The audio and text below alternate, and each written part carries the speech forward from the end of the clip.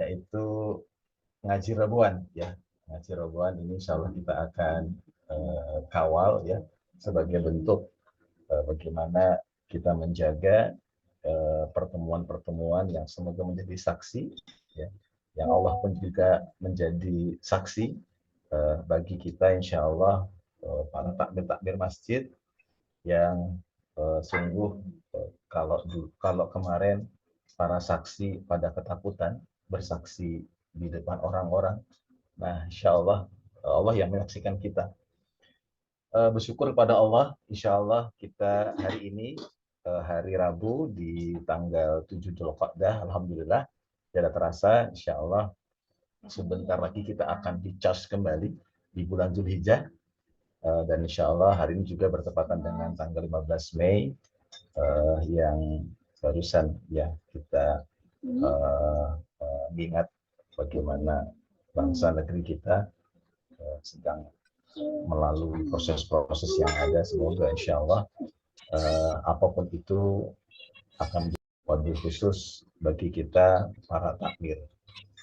Salawat dan salam semoga tersampaikan selalu kepada Rasul tercinta kita, panutan kita, yang menuntun insya Allah kita, beliau Rasulullah Muhammad SAW, kepada keluarga beliau, para sahabat-sahabat beliau, dan semoga insya Allah kita pun insya Allah yang insya Allah diantaranya adalah menjaga, memelihara, dan terus menguatkan sunnah beliau, yaitu bagaimana memfungsikan masjid sebagaimana wasiat atau apa yang sudah diajarkan oleh Rasul tercinta kita.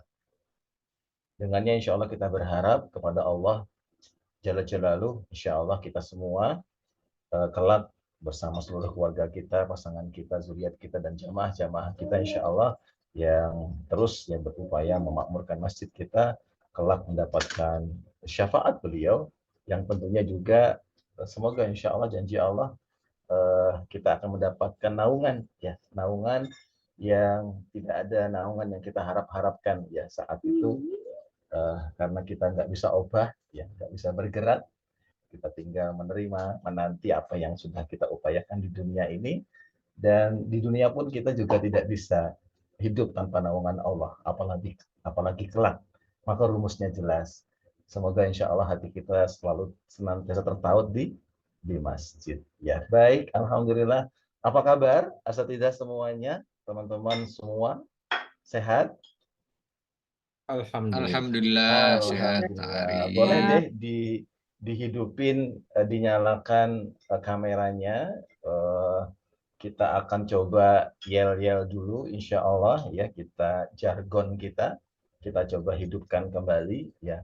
Semoga yang kalau ada di bagian teman-teman yang sedang ada kondisi lagi padam listriknya, dengan jargon nanti bisa nyala seperti itu. Iya, kalau kemarin ada habis gelap terbitlah terang, ya insya Allah habis Syawal jamaah Dzulhijjah hadir lagi insya Allah gitu ya.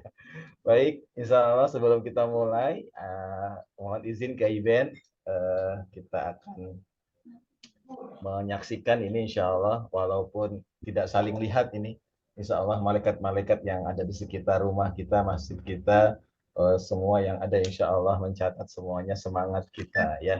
Baik, dinyalakan semua, asatidzah semuanya. Masjid kita Masjid Pemberdaya. Wah, baru satu orang ya, Mas Dani ini insya Allah. Oke, silakan Ustazah Nur Hayati, Ustadz Misto, dan semuanya insya Allah boleh dinyalakan mic-nya. Tim bisa dibantu untuk menyalakan ya. Ada riuh-riuh nggak apa-apa ininya insya Allah. Oke, Mbak Afifah bisa dibantu di on cam mic-nya. Nah, oke. Kita mulai kembali. Kita akan menyaksikan siapakah di antara kita yang paling semangat menjawab jargon kita. Masjid kita. Masjid Pemberdaya. Siapa kita? Takbir Pemberdaya. pemberdaya. Takbir. Allahu Akbar. Takbir. Allahu Akbar. Alhamdulillah. Kita mulai ya dengan bersama-sama. Bukan ini doanya ya. Kita baca dengan basmalah, tapi bukan dengan bismika Allahumma amut wa ahya. Pastikan semuanya terbangun ya seperti itu. Apalagi insya Allah Kiai Ben yang waktunya padat merayap ya, lancar jaya itu insya Alhamdulillah beliau berkenan ya membersamai kita pada malam hari ini.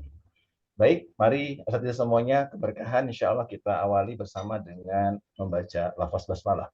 Bismillahirrahmanirrahim. Semoga insya Allah Allah berkahi, Allah naungi majelis kita dengan kebaikan-kebaikan.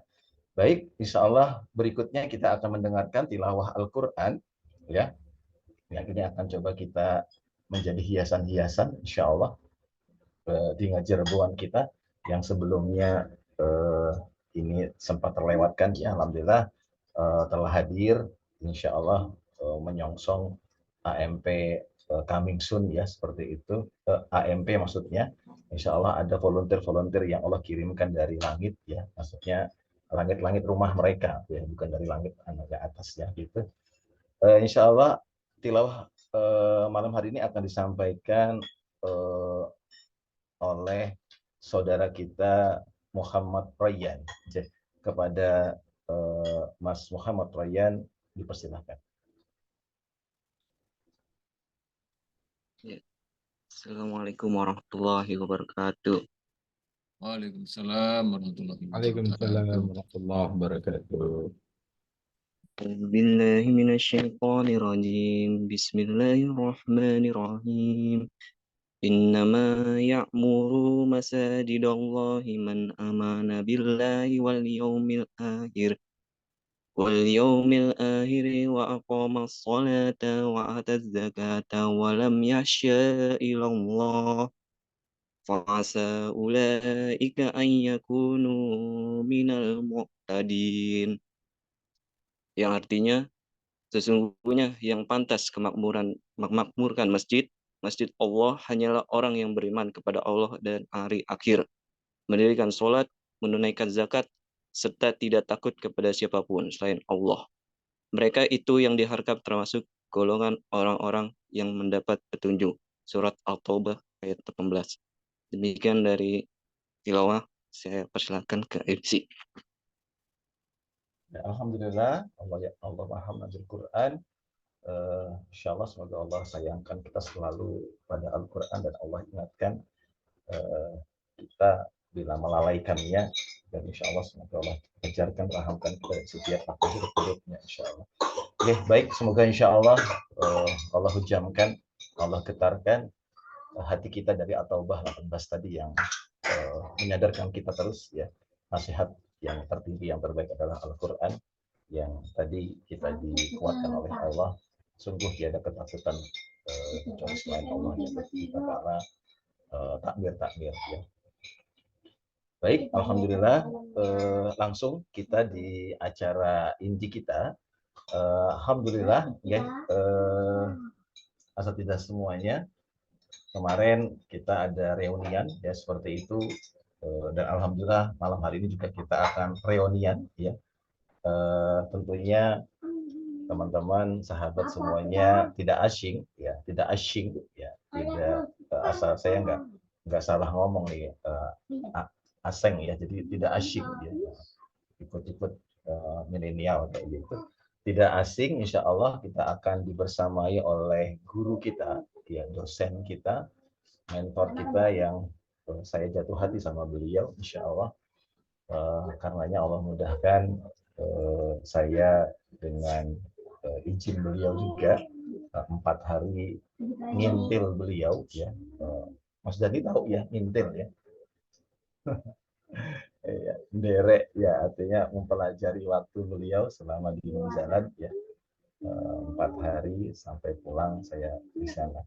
Nah, Kiai Haji Bung Ben alhamdulillah merupakan pendiri di antara 3 punggawa ya, Kiai Lukman, Kiai Bung Ben, ya, insya Allah izinkan dari kikir jiwa diri beliau ya melahirkan program-program di kapal menjalan ya yang alhamdulillah tidak hanya di Pontianak seperti itu, namun insya Allah manfaat fungsinya, kontribusinya sampai ke seluruh dunia, insya Allah bisa kita rasakan. Nah, malam hari ini beliau hadir kembali, ya alhamdulillah kemarin beliau langsung merespon ya dengan cepat, tidak perlu lapor 3 kali 24 jam seperti itu, langsung ya merespon seperti itu dan siap. Dan mohon maaf Kiai ini karena awalun, ya alhamdulillah ahlan juga ada Ustadz guru kita Ustadz Andi Juliandi, ketua umum kita insya Allah yang bersamain malam hari ini. Kaifa Ustadz Andi, sehat ya Ustadz? Alhamdulillah sehat Ustadz Ari. Insyaallah. Assalamualaikum Ben. Waalaikumsalam. Kemarin di grup ya bahas-bahas sajian makan sayur di rumah Ustadz Andi ya seperti itu. Alhamdulillah. Tapi sayangnya kok sayur yang menjadikan anggota KMP saling rindu, saling kangen, saling cinta kemarin nggak tersaji ya di rumah kayaknya. Sayur apakah itu? Terbayam-bayam perjuangan kita di AMP, Masya Allah ya. Alhamdulillah. Baik, insya Allah kita akan bersama-sama ya mendengarkan ya bagaimana beliau guru kita Kiai Bung Ben akan menyampaikan tema yang kita ambil dari mimpi jadi buat aksi, program masjid selalu dinanti, Masya Allah ya. Ini saya menyaksikan sendiri menjadi saksi, Insya Allah waktu-waktu beliau Masya Allah ya luar biasa. Setiap menit, setiap waktunya di masjid, di rumah pun belajar, memikirkan terus, Masya Allah. Maka Allah akan jawab. Nah hari ini kita Insya Allah akan belajar. Mohon izin, Kiai Bung Ben, Assalamualaikum. Waalaikumsalam warahmatullahi wabarakatuh. Masya Allah. Assalamualaikum, Sehat, Kiai? Bangda Andi Juliandi. Waalaikumsalam Bung Ben. Masya Sehat Allah. Ben. Sehat nggak Kiai? Sehat, alhamdulillah. Barakallah. Berkah doanya Bangda Andi Juliandi nih. Pontianak musim apa nih Kiai? Ya, Pontianak musim apa ini? ini lagi musim panas ini, panas banget. Belum ada buah. Tapi kalau di Pondok Tani insya Allah banyak. Ada bebek, ada ayam, ada telur. Ya, Tapi musim terus lah pokoknya. kalau di Munjalan kayaknya musim panen jamaah terus ya, Insya Allah ya. Ya, Baik, Insya Allah Kiai nanti izin menyampaikan materinya. Mohon ya kami diajarkan bagaimana never ending untuk terus memikirkan masjid ya. Nah ini yang Masya Allah luar biasa, saya jadi saksi ini. Dan mohon maaf lagi-lagi Kiai, saya mengganggu menyela waktunya. Ya. Dan nanti kita akan ada sharing tanya jawab juga. Dan kalau boleh, ini nanti yang menjadi penekanan Kiai karena yang hadir Insya Allah dari penjuru semua seperti itu ya. Dari Sabang sampai Merauke seperti itu. Nanti Insya Allah semoga kita bisa mengambil faedah. Kepada Kiai Bung Ben, dipersilahkan. Semoga Kiai. ya. Makasih Kang Ari. Auzubillahi minasyaitonirrajim. Bismillahirrahmanirrahim. Assalamualaikum warahmatullahi wabarakatuh. Waalaikumsalam. Waalaikumsalam warahmatullahi wabarakatuh. Wabarakatuh. Alhamdulillahirrahmanirrahim. Hadana li hadza wa ma kunna linahtadiya laula an hadanallah. Asyhadu an la ilaha illallah wa asyhadu anna Muhammadar Rasulullah. Allahumma shalli ala sayyidina Muhammad wa ala ali sayyidina Muhammad. Rabbi shrah li sadri wa yassir li amri wa hlul min lisani yafqahu qawli. Rabbana zidna munzalan barakan wa anta khairul munzilin. Yang saya hormati Abangda Andi Juliandi, guru saya, panutan saya, tempat saya meminta makan dan nasihat. Ini Masya Allah masih terbayang-bayang enaknya nasi kebuli di tempatnya kota wisata Abangda Andi Juliandi. Masya Allah, tabarakallah. Ya, juga Kak Ari, ya teman saya, guru saya untuk masalah storytelling. Saya banyak belajar bagaimana cara menghibur anak-anak dengan beliau. Jadi ini sahabat-sahabat saya, Masya Allah, ketika sahabat meminta itu gak ada kata tidak. Bismillah, nih, karena sudah kenal kan gitu. Ya semuanya cancel, ya Kang Arif minta siap, Insya Allah semuanya cancel. Apalagi untuk kalau kemarin itu masih ada selo 3-4 detik saya respon. Kalau Bang Andi yang minta, saya langsung 1 detik itu langsung saya respon.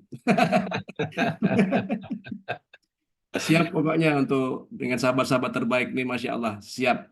Saya siap untuk menemani, siap untuk membersamai, siap untuk berkolaborasi. Bismillahirrahmanirrahim. Saya nggak tahu nih harus ngomong apa, tapi saya cerita-cerita saja. Tidak ada maksud mengajari atau apa gitu ya. Ini saling berkenalan sajalah. Karena memang ilmu kemacetan ini bagaikan samudra, tidak bisa sekali ketemu 2-3 jam kemudian jadi masjid super gitu ya, nggak bisa. Kita harus terus bersahabat, sekali bertemu untuk bertemu selamanya ya. Sekali kita diskusi selamanya, terus-terusan sampai kemudian kita paham. Karena sebenarnya ilmunya mudah, tantangannya yang banyak gitu. Ilmunya sederhana aja gitu. Tapi ini Masya Allah ya, banyak tantangannya ya. Gitu. Jadi yang tidak mudah itu adalah menghadapi manusia, ya. Karena yang punya mata, punya telinga, punya mulut itu manusia. Kalau beton dan besi itu nggak ada mata dan telinganya. Jadi aman-aman saja. Baik, sahabat-sahabat sekalian, tadi supaya karena ini ngaji ya, mengkaji ya, saya malu. Apalagi ada Abang Dan di Juliandi, kalau nggak sistematis gitu kan, ngawur-ngawur ngomongnya. Tadi saya bikin bikin sistematika lah gitu. Sistematika supaya nanti bisa terkunci dalam folder apa yang mau kita bahas pada malam hari ini. Izin Abang Andi Juliandi dan Kak Ari, ya saya ingin bicara tentang 3M ya, terkait dengan masalah mimpi jadi bukti aksi dan program ya. Jadi sahabat-sahabat sekalian yang disayangi Allah, yang dirahmati Allah ya. Jadi kalau mimpi itu sebenarnya istilah mimpi ini dalam situasi tidak sadar. Yang sadar itu kita berimajinasi. Semua yang ada di dunia ini yang aktual itu berasal dari imajinasi. Imajinasi itu tidak mungkin terjadi tanpa kesadaran. Gitu. Jadi kita memang harus sadar memikirkan sesuatu yang belum ada. Nah, maksudnya mimpi ini bukan tidur pasti, ya, yang dimaksudnya kita hari ini, ya, tapi sebuah imajinasi, sebuah harapan tentang masa depan, sebuah keinginan untuk melakukan sesuatu, ya, sehingga kemudian sesuatu bisa menjadi nyata. Nah, menjadi nyata ini tentu tak bisa hanya sekedar dibayangkan saja, tapi juga harus ada tindakan. Tindakan inilah yang mungkin disebut dengan aksi dalam mengaji rebuan ini. Gitu kira-kira ya, biar nanti bisa nyambung dengan tema kita ya.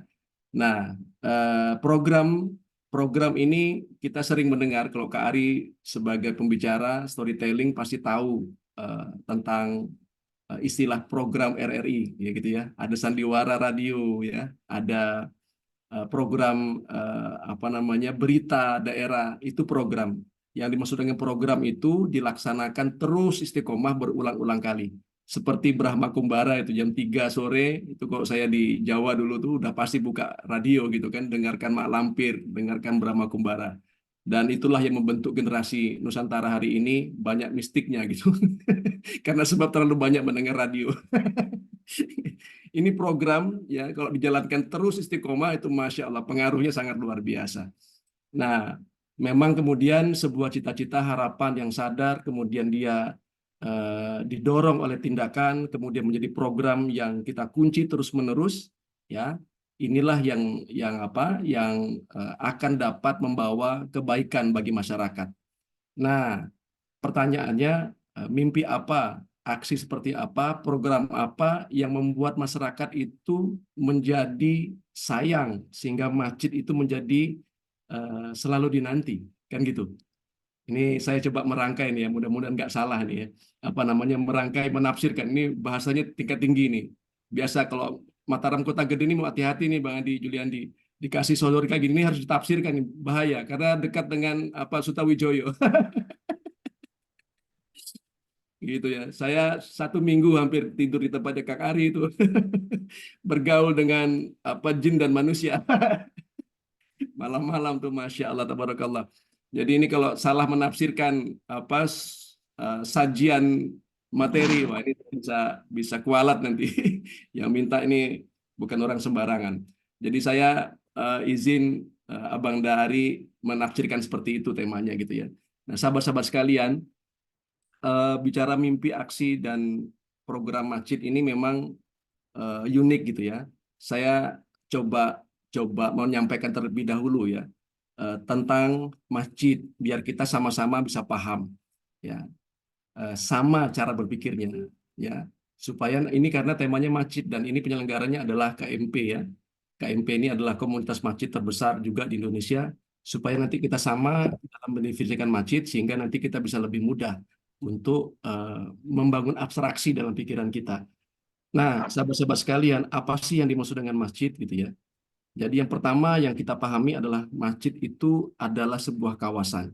Dia bukan bangunan saja, tapi juga kawasan. Ini kira-kira sepakat nggak kita ini? Jadi kalau misalnya kita masuk Masjidil Haram, ya ada orang kiri, orang Muslim, orang sebelah kiri itu orang Muslim, yang bukan Muslim sebelah kanan. Itu sudah masuk kawasan Masjid Al-Haram. Jadi sebuah kawasan. Jadi masjid itu bukan sekedar bangunan, ya. Ini yang saya pahami ya selama belajar di Masjid Kapal Munjalan. Maka kemudian definisi ini menjadi penting karena khawatir saya apa-apa nggak boleh, apa-apa nggak boleh. Ya, kemarin sudah nggak diperbolehkan makan-makan di masjid, lalu tidak diperbolehkan lagi ada Jumat Berkah. Ini jadi persoalan buat kita yang sedang semangat-semangatnya membangun memberikan kepedulian lewat masjid. Jadi saya bilang ketika ditanya memang nggak boleh makan-makan kah, Bung Ben? Saya bilang pipis aja boleh kok di masjid gitu kan. Nah, saya pipisnya juga di Masjidil Haram gitu. Tapi tidak di Baitullahnya, di batas sucinya. Tempat pipis lah gitu kan. Pipis aja boleh, masa makan-makan nggak boleh gitu. Nah, menjawabnya tidak menggunakan dalil, tapi menggunakan sebuah narasi fakta di lapangan. Ya memang boleh kok gitu, pipis di masjid, tapi di WC-nya. Nah, apalagi kalau bisnis ya boleh saja gitu. Yang nggak boleh itu adalah ya jualan baju di dalam masjid kan gitu, di Baitullahnya. Maka kami mendefinisikan masjid ini ada Baitullah. Itu sebuah kawasan yang disucikan. Ya masuknya nggak boleh pakai sandal gitu ya. Ya dihimbau untuk berwudu, harus rapi, wangi-wangian, itu di Baitullah. Itu. Jadi kalau di luarnya ya gimana? Ya banyak orang yang mungkin macam-macam gitu ya. Itu yang kita maksud dengan masjid. Yang kedua, definisi masjid adalah masjid itu fungsi dan kontribusi. Masjid itu bukan beton dan besi gitu.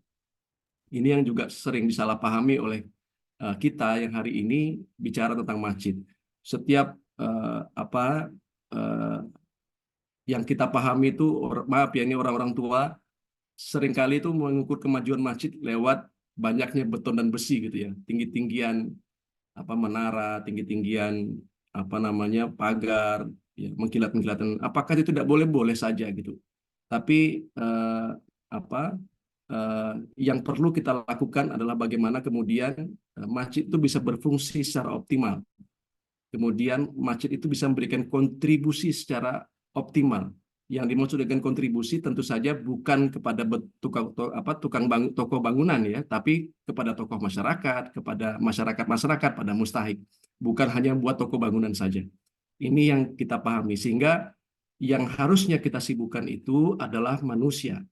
Tapi ketika manusia sudah beres, apakah boleh dibangun? Boleh, semegah-megah apapun nggak ada masalah.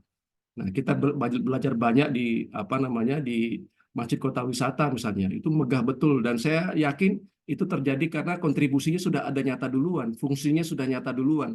Barulah kemudian masyarakat berbondong-bondong untuk membantu membangun masjid yang masjid raksasa, istilah saya itu, sebesar-besar itu. Nah, kita kadang-kadang kebalik, kita bangun habis-habisan masjid itu, kita lupakan fungsi dan kontribusinya. Akhirnya ketika minta masyarakat untuk berkontribusi membangun masjid, nggak ada yang mau gitu kan.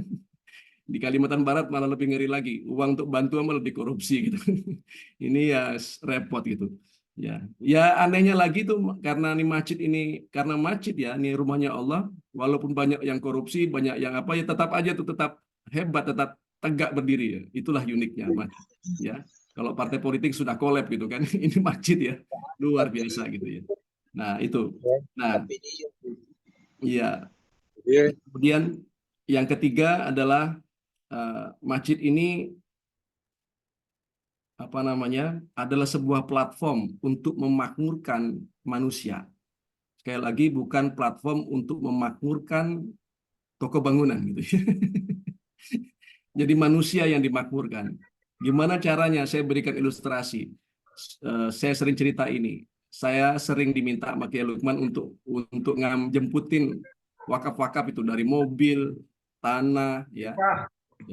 Saya sering bertanya, dan setiap ngambil saya selalu bertanya, kenapa kalian ngasih kami mobil dan tanah? Ya karena kalian di masjid gitu. Kalau misalnya ada lagi mobil, mau kasih siapa? Masjid atau koperasi? Ngapain ngasih koperasi? Dia kan itu kan lembaga bisnis gitu ya. Ngasih masjid. Mau ngasih masjid atau ngasih partai politik? Partai politik orangnya korup. Padahal yang saya tanya itu orang partai politik gitu ya. Dia ngasihnya masjid gitu. Mau ngasih pemerintah daerah atau ngasih masjid? Ya masjid gitu. Jadi begitu percayanya masyarakat Nusantara itu dengan masjid. Nah, seandainya masjid itu bisa membangun kepercayaan umat, ya tempat berkumpulnya harta dan masjid itu bisa kita kelola dengan baik, insya Allah ini bisa menjadi platform satu-satunya yang dipercaya umat untuk mendistribusikan kembali harta umat kepada masyarakat.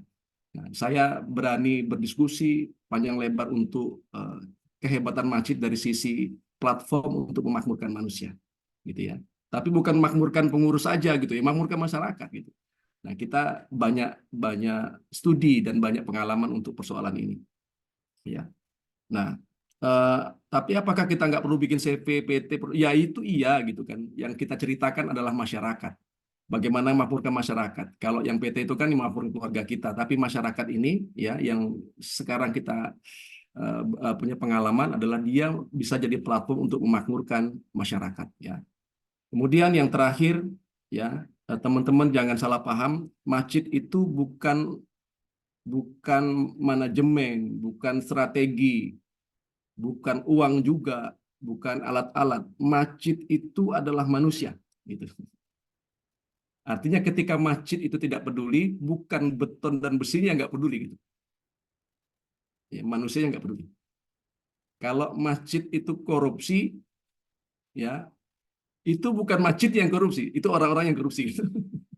Kalau masjid itu kemudian didatangin orang, ya dari mana-mana, saya yakin juga bukan sekedar dia ingin sholat di masjid itu, tapi karena ada orang-orang yang baik di situ. Misalnya masjid yang di Gontor, itu orang Kalbar tuh ratusan orang setiap tahun waktu masih belum ada pesawat sampai ke Gontor.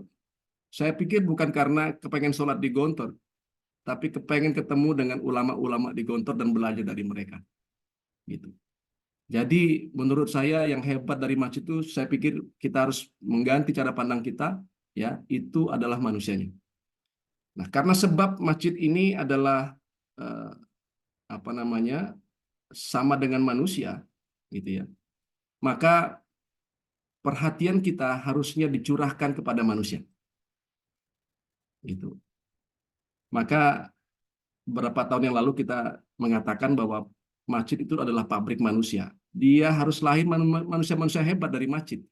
Kalau pengusaha-pengusaha hebat, kalau dia pemikir-pemikir yang ulung gitu, kalau dia aktivis-aktivis yang nggak mungkin bisa dikalahkan gitu. Ya, kenapa seperti itu indikatornya? Karena itu dia dicontohkan oleh Rasulullah. Gitu. Ya, siapa yang bisa menandingi Abu Bakar gitu? Umar, Utsman, Ali, sampai sekarang kita sebut-sebut terus gitu. Saya pikir bukan karena Masjid Madinahnya gitu, tapi Rasulullah tuh berhasil menjadikan masjid itu untuk mendidik orang-orang dan menjadikan masjid itu sebagai pabrik manusia yang sangat luar biasa. Gitu.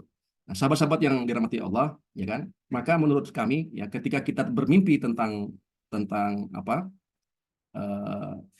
sebagai tema ini, mimpi jadi bukti aksi. Mimpinya itu saya pikir bukan lagi mimpi untuk membuat menara setinggi 100 meter gitu, bukan lagi bermimpi untuk membuat gedung setinggi 10 lantai supaya orang bisa sholat Jumat rame-rame gitu ya, tapi setelah sholat Jumat itu nggak ada apa-apanya lagi gitu ya.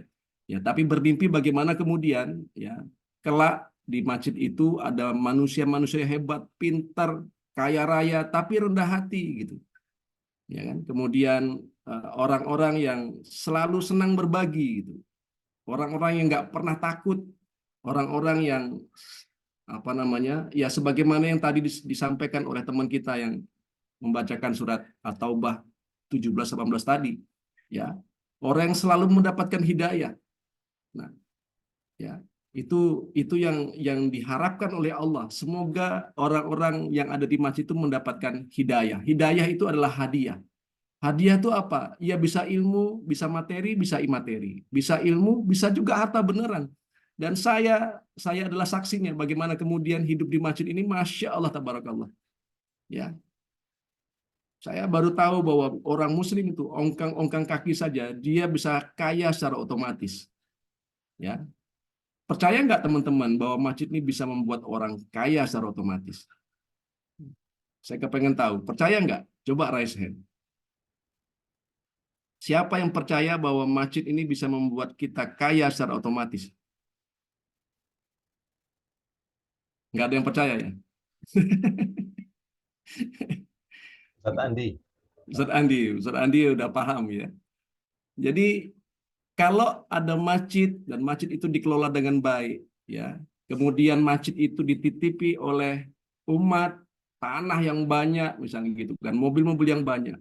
Lalu kita wafat, lalu santri-santri kita yang ngelola, maka santri-santri kita tuh otomatis nggak dapat mengelola tanah dan mobil-mobil yang kita kumpulkan pada saat hidup, kan otomatis. Gitu ya. Inilah masjid, ya. Inilah yang disebut dengan masjid. Maka Gontor itu bertransformasi, ya. Dia dari masjid atik, ya kan, menjalankan konsep platform masjid, kemudian mencetak banyak orang ulama-ulama, lalu kemudian menjadi pondok pesantren, ya. Lalu dipimpin oleh generasi kedua sekarang ini, ya. Yang paling sepuh namanya Kiai Sahal, ya. Sekarang ada kesepakatan di Gontor itu, yang mimpin Gontor adalah terahnya Kiai Sahal, terahnya Kiai Zarkasi, Imam Zarkasi. Sekarang Imam Zarkasi sudah wafat, ya. Kemudian Kiai Sahal ini belum wafat, masih ada. Sudah pastikan anaknya Kiai Sahal ini akan menjadi pengelola dari pondok pesantren itu. Sementara pondok pesantren itu punya aset triliunan, bukan lagi miliaran. Maka anaknya itu otomatis nggak menjadi orang kaya. Otomatis, teman-teman sekalian. Ya. Tapi kayaknya beda. Dia hanya berada di tempat yang terbaik, ya, hanya punya hak untuk mengelola saja, tapi tidak memiliki. Gitu ya. Kenapa tidak perlu dimiliki? Ya karena kita juga pasti mati. Inilah yang kita sebut dengan sodik, ya, membenarkan. Maka orang yang memberikan hartanya di jalan Allah disebut dengan sodako. Benar, karena itu bukan harta kita gitu.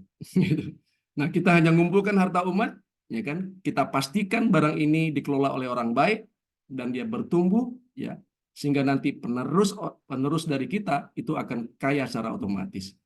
Nah, kenapa penting kaya? Supaya punya izah kaum muslim ini. Kan asik kalau misalnya pengurus masjid seperti Kak Ari, ya, bisa melayani seperti kami dilayani di masjid. Saat kami berkunjung di RPM, Masya Allah, ya, dijemput, ya, dilayanin, kan bahagia kita. Kan asik kalau misalnya kita ke Bogor itu, ya, bisa disajikan makan sekejang-kenyangnya di Masjid Kota Wisata oleh Bang Andi Juliandi, dipersilahkan tidur di tempat yang terbaik, disilahkan presentasi, saya pernah minjam tempatnya dengan AC full, ya, dengan kursi yang empuk. Kan seperti itu. Jadi kita merasa Masya Allah kan gitu kan. Gitu. Nah, ini teman-teman sekalian, kenapa kita harus meninggalkan harta yang bagus, yang baik untuk para pejuang-pejuang kita, ya kan, di masa yang akan datang. Terus kenapa masjid bisa lakukan ini? Karena memang masjid itu bukan rumah saya. tapi dia sudah disetting menjadi rumahnya Allah. Ya, maka disebut dengan Baitullah. Bait itu rumah, ya kan? Allah itu pencipta kita, maka kemudian menjadi Baitullah. Ya, karena dia Baitullah, ya, maka Allah yang menjaga, ya, Allah yang menjaga. Tapi kita yang ngelola. Kenapa? Ya, karena kita yang butuh dengan masjid itu, gitu.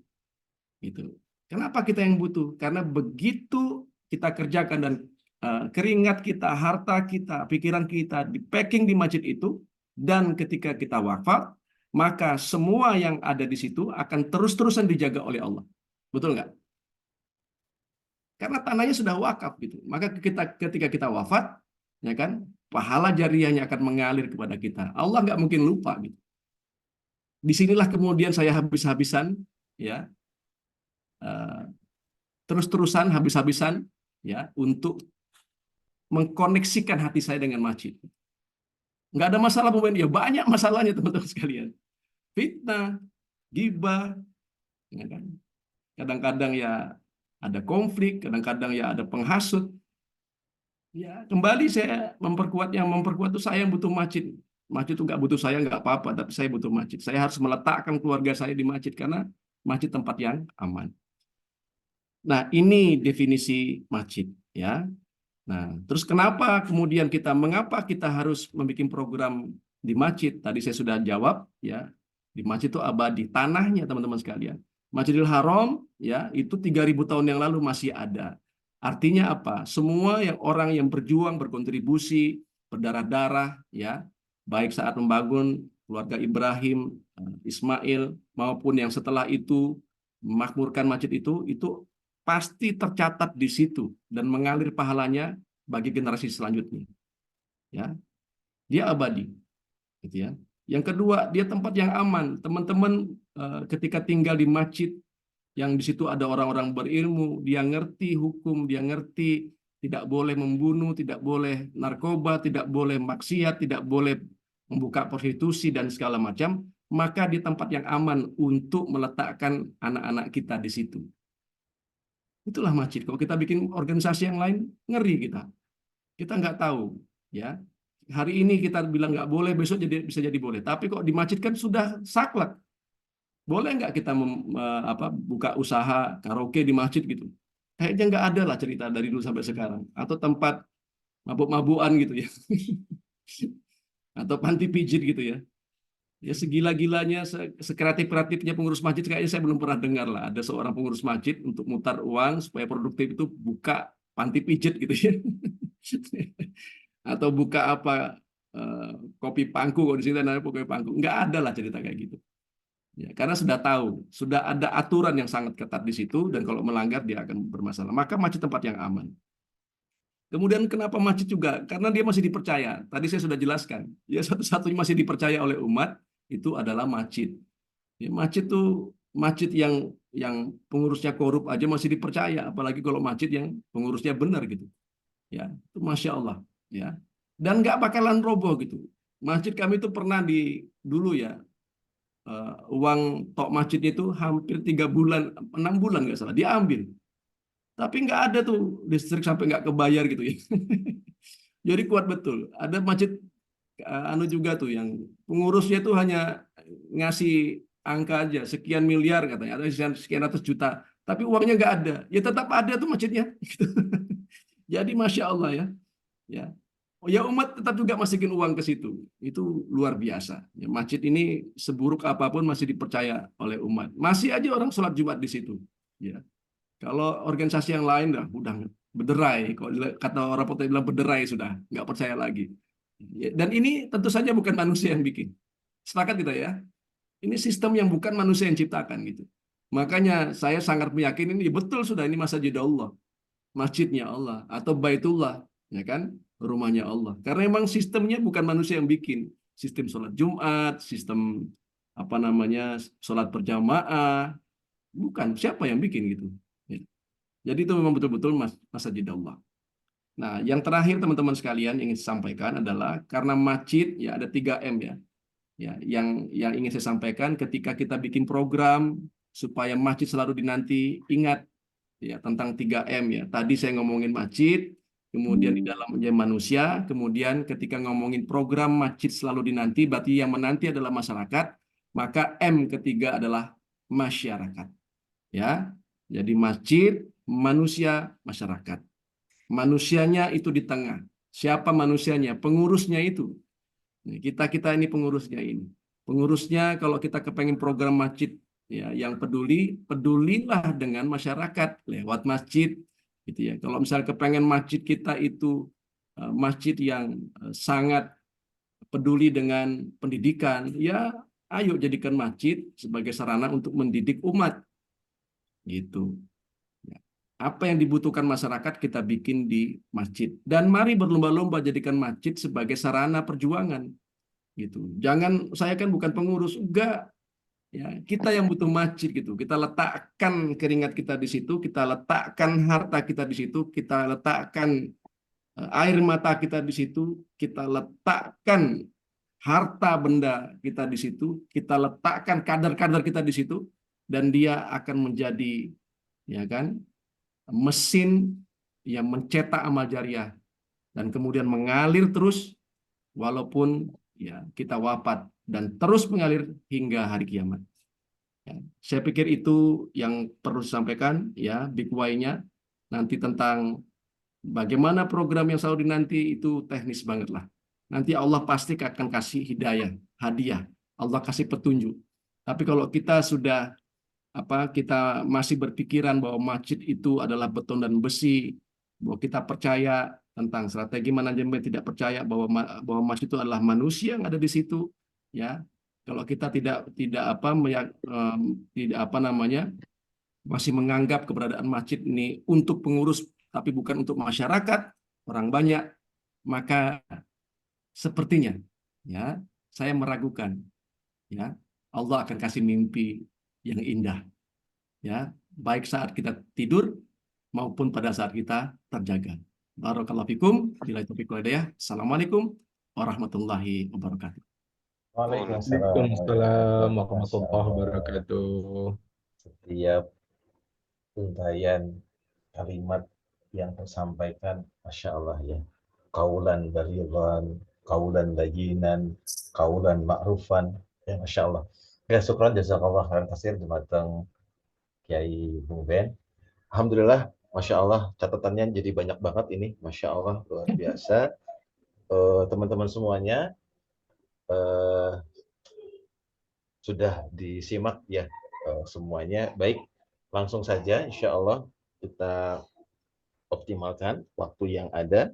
Sekarang 20.50, berarti di Papua itu sudah cukup larut seperti itu. Tapi Masya Allah, Alhamdulillah, tadi Kiai juga menyampaikan, jadikanlah masjid ini lahan perjuangan kita. Semoga insya Allah perjuangan teman-teman di Papua yang hadir insya Allah juga menjadi kebaikan-kebaikan semuanya. Baik, saya persilahkan 3 penanya. Bersyukur ini mewakili dari beberapa wilayah yang ada. Jadi silahkan raise hand ya di menu reaksi atau bisa di menu chat ya, dipersilahkan.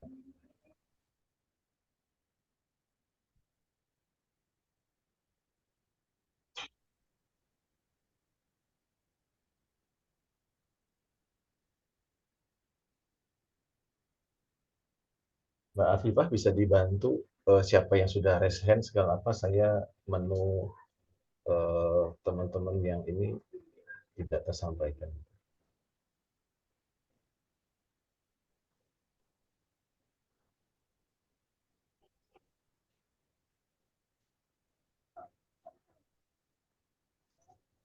NTT hadir, Masya Allah ya. Sudah berlalu berapa menit? Oh, oke. Ustadz Fahrudin Malik. Ya, silakan Ustadz. Assalamualaikum warahmatullahi wabarakatuh. Waalaikumsalam warahmatullahi wabarakatuh. Jambi ya. Syukron katsiran Kak Ari. Terima kasih Bung Ben ya. Sudah membuka wawasan kembali kepada kita semuanya sehingga kita kembali timbul semangat untuk tetap berjuang mengurusi masjid. Mudah-mudahan perjuangan kita semua menjadi amal jariah. Amin ya rabbal alamin. Baik, Kak Ari, yang kami tanyakan dalam mengurus masjid tentunya kita membutuhkan koordinasi dengan seluruh pengurus karena masjid terdapat pengurus dan itu pun harus adanya kekompakan dan kerjasama yang baik. Bagaimana cara kita agar menjadikan pengurus itu bisa sejalan dan bisa melaksanakan program-program yang ada kita laksanakan.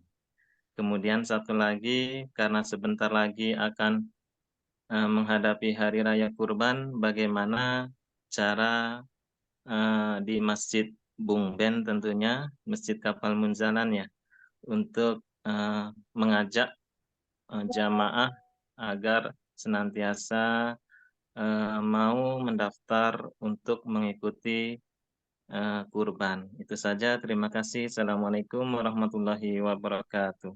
Waalaikumsalam. Assalamualaikum warahmatullahi wabarakatuh. Sepertinya langsung aja Kiai sambil menunggu Oh, ya. Yang lain insyaallah. Silakan, Siap. Kiai. Ya. Baik, izin nih Bang Liandi jawabin Bang Malik ya. Jadi Ya. tentang sejalan. Bagaimana supaya pengurus itu sejalan. Kalau yang kurban itu saya pikir nggak usah kita bahas ya. Yang kurban itu mudah kok ya. Kalau masalah kurban itu mudah. Cuman ini memang yang agak pelik ini memang ini pertanyaan ini. Bagaimana tipsnya? Tipsnya adalah semua pengurus ya itu harus menggunakan manual book yang sama. Jadi karena masjid ini kan adalah mesin, adalah platform. Anggap dia sebagai sebuah kapal, pesawat, ya kapal perang atau kapal dagang. Dia bisa dipakai semuanya. Mungkin lebih cocok kapal dia. Bisa kapal dagang, kapal perang, ya kapal selam gitu ya. Kalau kami dulu nyebutnya masjid kapal kami kan di Serdam ya, itu ya masjid kapal selam gitu. Ya bisa nyelam gitu. Ya, dia bisa menjadi tempat yang tidak nampak, ya, tidak tampak gitu ya. Jadi lebih cocok tuh kalau analoginya ya abstraksinya mungkin masjid itu adalah kapal gitu. Nah, kapal ini teman-teman sekalian itu pasti ada manual booknya. Kalau misalnya manusia yang ngelolanya tidak punya manual book yang sama, itu pasti akan kacau balau. Ya, pasti akan kacau balau. Terus apa dong manual booknya? Ya, tadi yang dibacakan sama kori kita tadi itu, masih apa tadi itu? Ya, SOP pertamanya kita buka di surat At-Taubah 17. Ya kan? Allah berfirman, ya kan? Yang pertama, ini saya langsung jawab aja teknisnya, ya. Ya kan? Allah bilang, ya, tidak mungkin ya masjid-masjid Allah itu bisa dimakmurkan ya ketika oleh orang musyrik. Makana lil musyrikina ayyamuru masajidallahi ya. Jadi tidak mungkin orang-orang musyrik. Jadi jangan musyrik. Nanti silakan dicari definisi musyrik ya. Ada syirik, ada musyrik. Ya. Musyrikin itu berarti orangnya. Ya. Tindakannya disebut dengan syirik. Nah, definisinya sangat banyak. Silakan banyak apa namanya diuklik ya. Orang syirik ini ya yang diulas oleh surat At-Taubah tentu saja orang muslim. Ya, bukan orang non-muslim. Berarti orang muslim ada dong yang syirik ya, ada bro gitu. Ada, makanya ini kan kita masjid kan. Makana lil musyrikina ayyamuru masajidallah. Berarti ini ada orang musyrik nih pasti di masjid nih. Jadi nggak mungkin Allah bilang kalau ada musyrik di masjid itu nggak mungkin masjid itu bisa makmur. Jadi pastikan ya tidak ada orang musyrik di situ. Orang musyrik itu ciri khasnya adalah syirik. Ya syirik itu kayak dulu tuh ada apa namanya majalah Bobo tuh ada namanya nenek sihir tuh ya. Namanya siapa?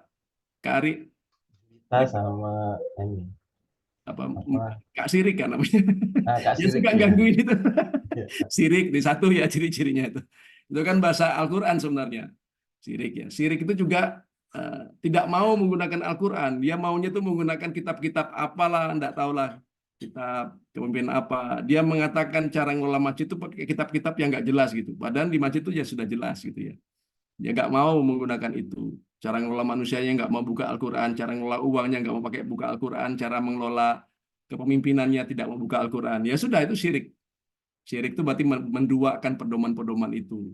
Ya, bukan sekedar nyembah-nyembahin berhala sesajen gitu ya, enggak itu gitu. Ya. Makana lil musyrikina ayyamuru masajidallahi syahidina, ya, terlebih ketika dia syahidina, dia bersaksi, dia berdeklarasi, ya. Syahidina ala anfusihim bil kuf, bahwa dia adalah orang yang kufur. Ingat lagi, kufur itu bukanlah orang yang bukan orang muslim, karena ini bicara tentang masjid. Oke? Berarti ada dong orang muslim yang kufur. Ya ada bro, gitu. Apa ciri-cirinya ya? Saya nggak berani jelasin gitu ya. Nanti pada tersinggung nih, pada live juga semua nih. Salah satu kufur itu ya, dia dikasih, misalnya nih yang sering terjadi di fenomena, ya kan? Dia tidak mau mengakui bahwa masjid ini adalah rumah Allah. Dia mengakui itu masjid itu punyanya, gitu. Ya, ya punyanya ya dia gunakan itu untuk mensejahterakan dirinya. Nah itu ya persoalan sudah. Ya, dia nggak mau tahu, dia kufur, tertutup kepalanya. Ada orang miskin di samping-sampingnya, kufur. Ya, ada orang yang ketika dizolimin, manusia itu sama seperti kita. Dia juga akan sakit hatinya. Kufur, tertutup kepala kita. Kita tahu bahwa masyarakat ini kepengennya dilayanin, tapi kita malah justru membentak-bentak anak kecil itu. Kufur kita. Kayak nggak pernah kecil aja, itu kufur gitu. Karena kecil kayak gitu itulah gitu kan. Senangnya main-main gitu. Kufur gitu.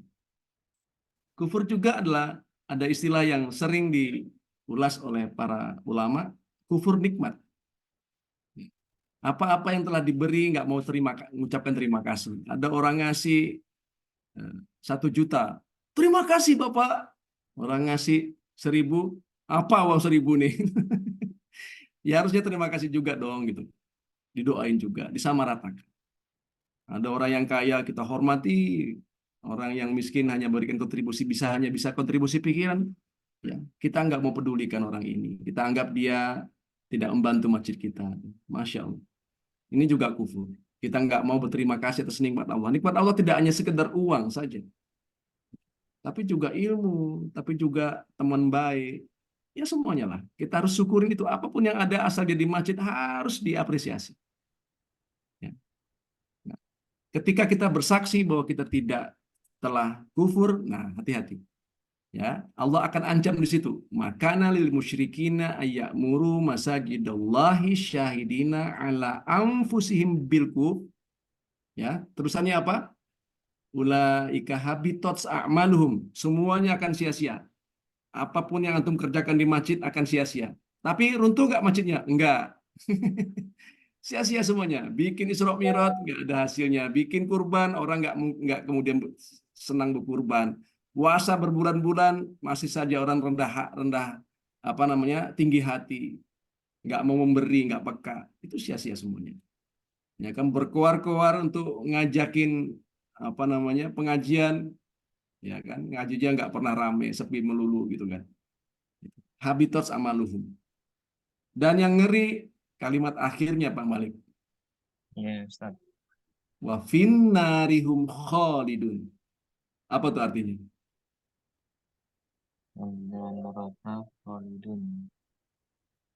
Dan mereka itu masuk ke neraka khalidun. Khalid. Kalau tidak salah khalidun itu kekal ya. Kang Ari ya. Kang Ari yang ngerti bahasa Arab, saya baru belajar. Wah, finna, dan dia akan dimasukkan ke dalam neraka nari khalidun. Kekal. Berarti bisa dong pengurus masjid masuk neraka. Nggak sekedar masuk neraka, tapi kekal di dalamnya. Dan itu bukan Bung Ben yang bilang. Silakan buka di Al-Quran. Nah, besok saya sarankan kepada Bang Malik, kalau ada pengurus yang nggak benar ngurus masjid, merasa Bapak harus baca surat At-Taubah. Jangan pede dulu ngurus masjid masuk surga. Bisa loh Pak, Bapak masuk neraka. Termasuk juga saya. Gitu Pak.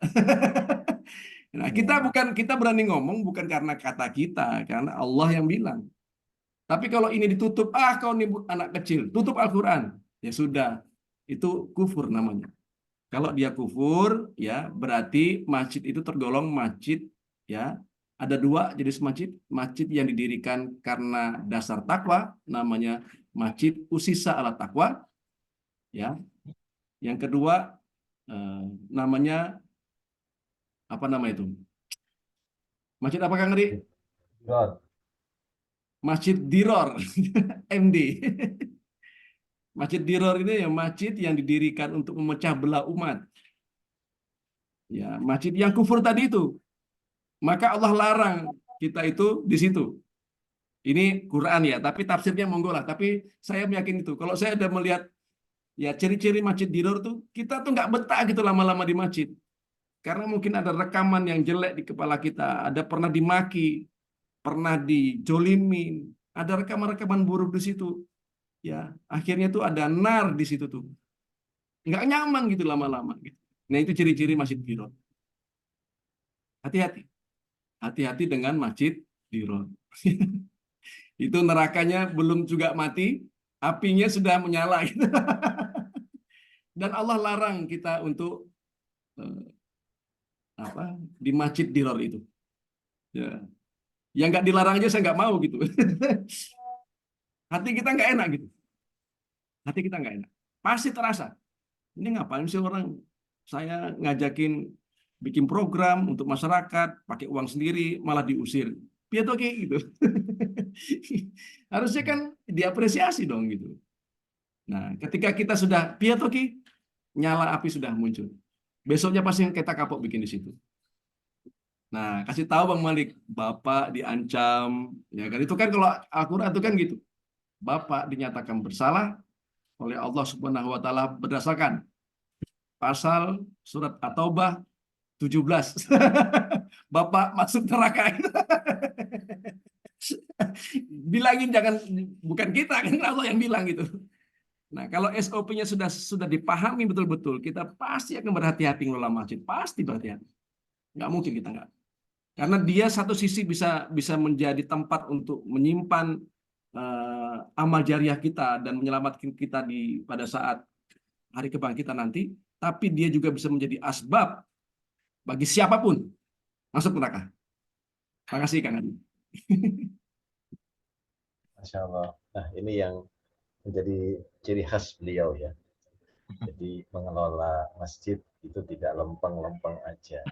Maka dibutuhkan bagaimana ketegasan ya. Terlihat Jawa Timurnya khas ya seperti itu. Masya Allah. Alhamdulillah. Baik, semoga Allah pahamkan insya Allah. Tadi mohon maaf Bang Malik untuk pertanyaan kedua kurban, yaitu teknis ya seperti itu kita lompati saja. Tapi mohon maaf sekali lagi tadi Kiai juga sudah minta maaf. Insya Allah itu pada dasarnya nanti mudah. Baik, selanjutnya silahkan bila ada yang raise hand atau di ruang chat. Ya.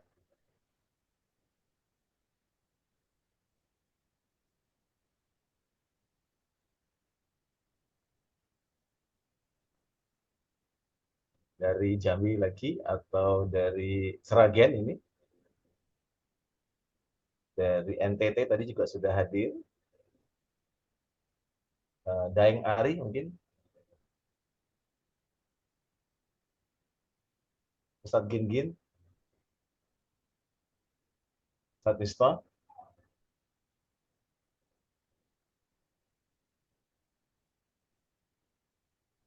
Ya, baik.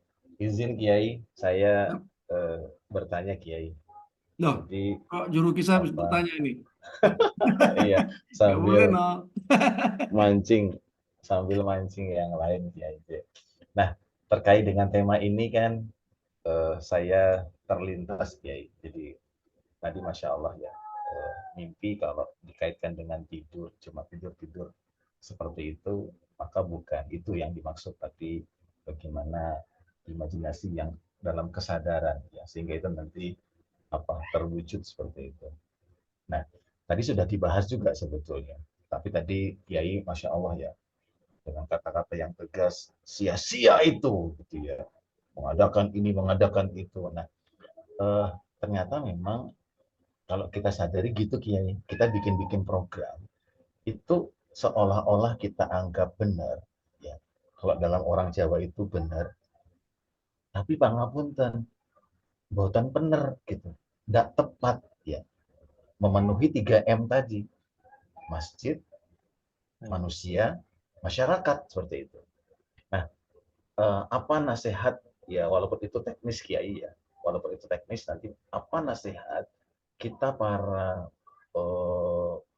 takmir ini menerjemahkan 3M lewat program itu, yang tadi kita meyakini benar, tapi juga benar. Nah, tadi ada istilah istiqomah, dikunci. Nah, itu juga tadi, Masya Allah, tadi saya mencatat tadi itu. Nah, mungkin itu Kiai, karena walaupun teknis, adakah nasihat bagaimana rumusan-rumusannya agar program kita itu benar, benar seperti itu, benar dan tepat seperti itu. Semoga Kiai. Ya, Kang Ari, ini pertanyaan yang menohok langsung di tema kita ya. Ini yang belum kita ulas. Terus bagaimana kemudian kita bisa membuat program yang benar dan benar tadi itu? Ya, benar dan benar itu kan berarti kita bicara tentang standar kebenaran. Pedomannya apa dulu? Tentu pedomannya adalah Al-Quran. Benar itu berarti target sasarannya tepat. Memang dibutuhkan, bukan karena kita bisa membuat program itu, ya, tapi masyarakat memang butuhkan itu. Jadi walaupun saya nggak suka dengan nilai-nilai ajaran Barat ya, tapi penting juga teman-teman untuk marketable gitu ya dalam konteks membangun program masjid. Ya, salah satu paradigma marketable ini, marketing ya, itu adalah ya, membuat apa yang bisa dijual, bukan menjual apa yang bisa dibuat. Jadi lihat dulu masyarakat butuh apa, baru kita bikin. Ya. Jangan kemudian kita suka apa, kita bisa bikin apa, itu yang kita sajikan ya. Masyarakat nggak suka gitu. Saya pernah ditanya sama salah seorang sahabat ya di PMB itu, saya kebetulan ngasuh di Pelatnas Masjid Bilioner itu ada ribuan masjid di situ. Pertanyaan standar gitu, Bung Ben gimana caranya ya mengundang anak-anak muda supaya suka ke masjid? Saya selalu menjawab dengan jawaban kelakar gitu. Abang ngundangnya pakai apa? Pakai surat undangan, Ben. Coba sekali-sekali jangan surat undangan. Ngundangnya pakai kopi kah, nasi goreng kah, mie kah gitu. Pasti datang mereka tuh. gitu. Gitu. Jadi diundang dengan cara yang berbeda. Ya, kita mau mancing di kolam ikan, tapi umpannya sendal jepit gitu. Ya nggak bisa datang gitu. Jadi melihat apa yang dibutuhkan masyarakat, apa yang diinginkan masyarakat, baru kita create programnya. Nah, banyak-banyak kita tutup mata dengan masyarakat. Menutup mata itu juga kufur gitu. Udah tahu masyarakatnya itu kepengennya bekam, ngaji lagi, ya kan? Udah tahu masyarakatnya kepengen nasi kebuli gitu ya. Besoknya undangannya ngaji lagi gitu. Udah tahu masyarakat itu senang dikasih misalnya kopiah gratis gitu ya. Besoknya undangannya ngaji lagi gitu. Terus ditanya kenapa ngaji terus? Ya karena saya bisanya hanya itu. Ya gimana masjidnya bisa makmur gitu. Ya kan? Dilihat gitu. Makanya penting masjid itu tumbuh bersama masyarakat. Masjid, manusia, masyarakat.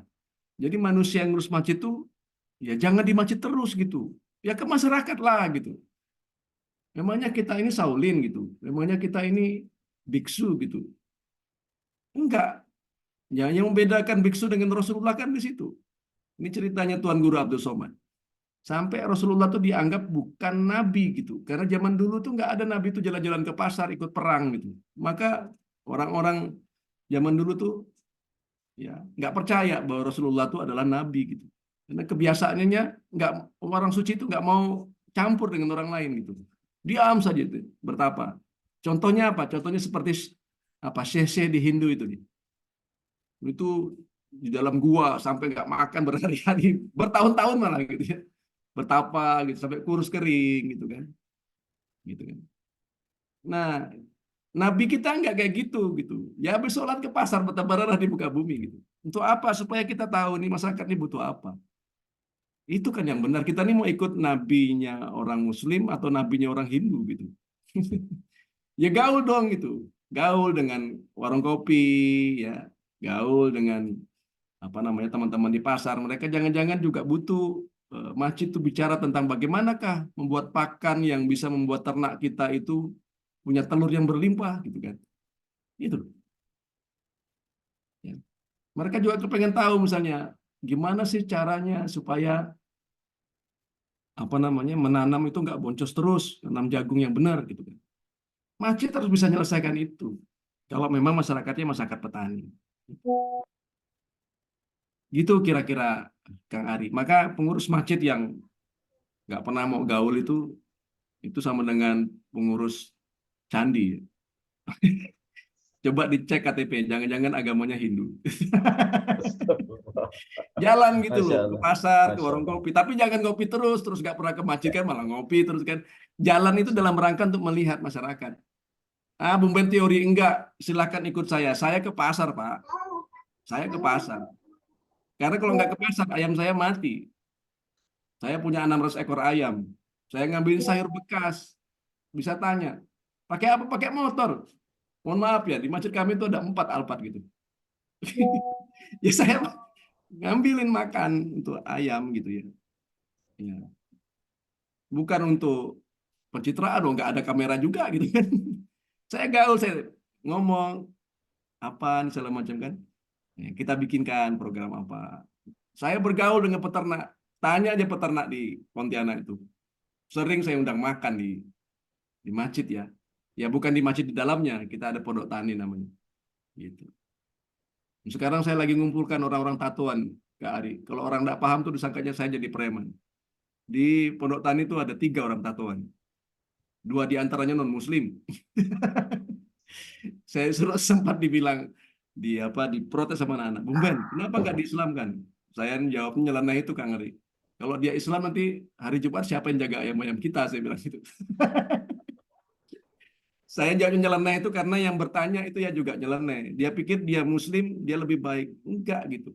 Banyak kok orang-orang yang non-Muslim itu lebih baik lagi, lebih Islami dibandingkan orang Muslim. Dia bertanggung jawab, dia bagus dengan orang, beradab, bertanggung jawab. Ya biarin aja gitu. Menurut saya dia sudah Islami, sudah bagus.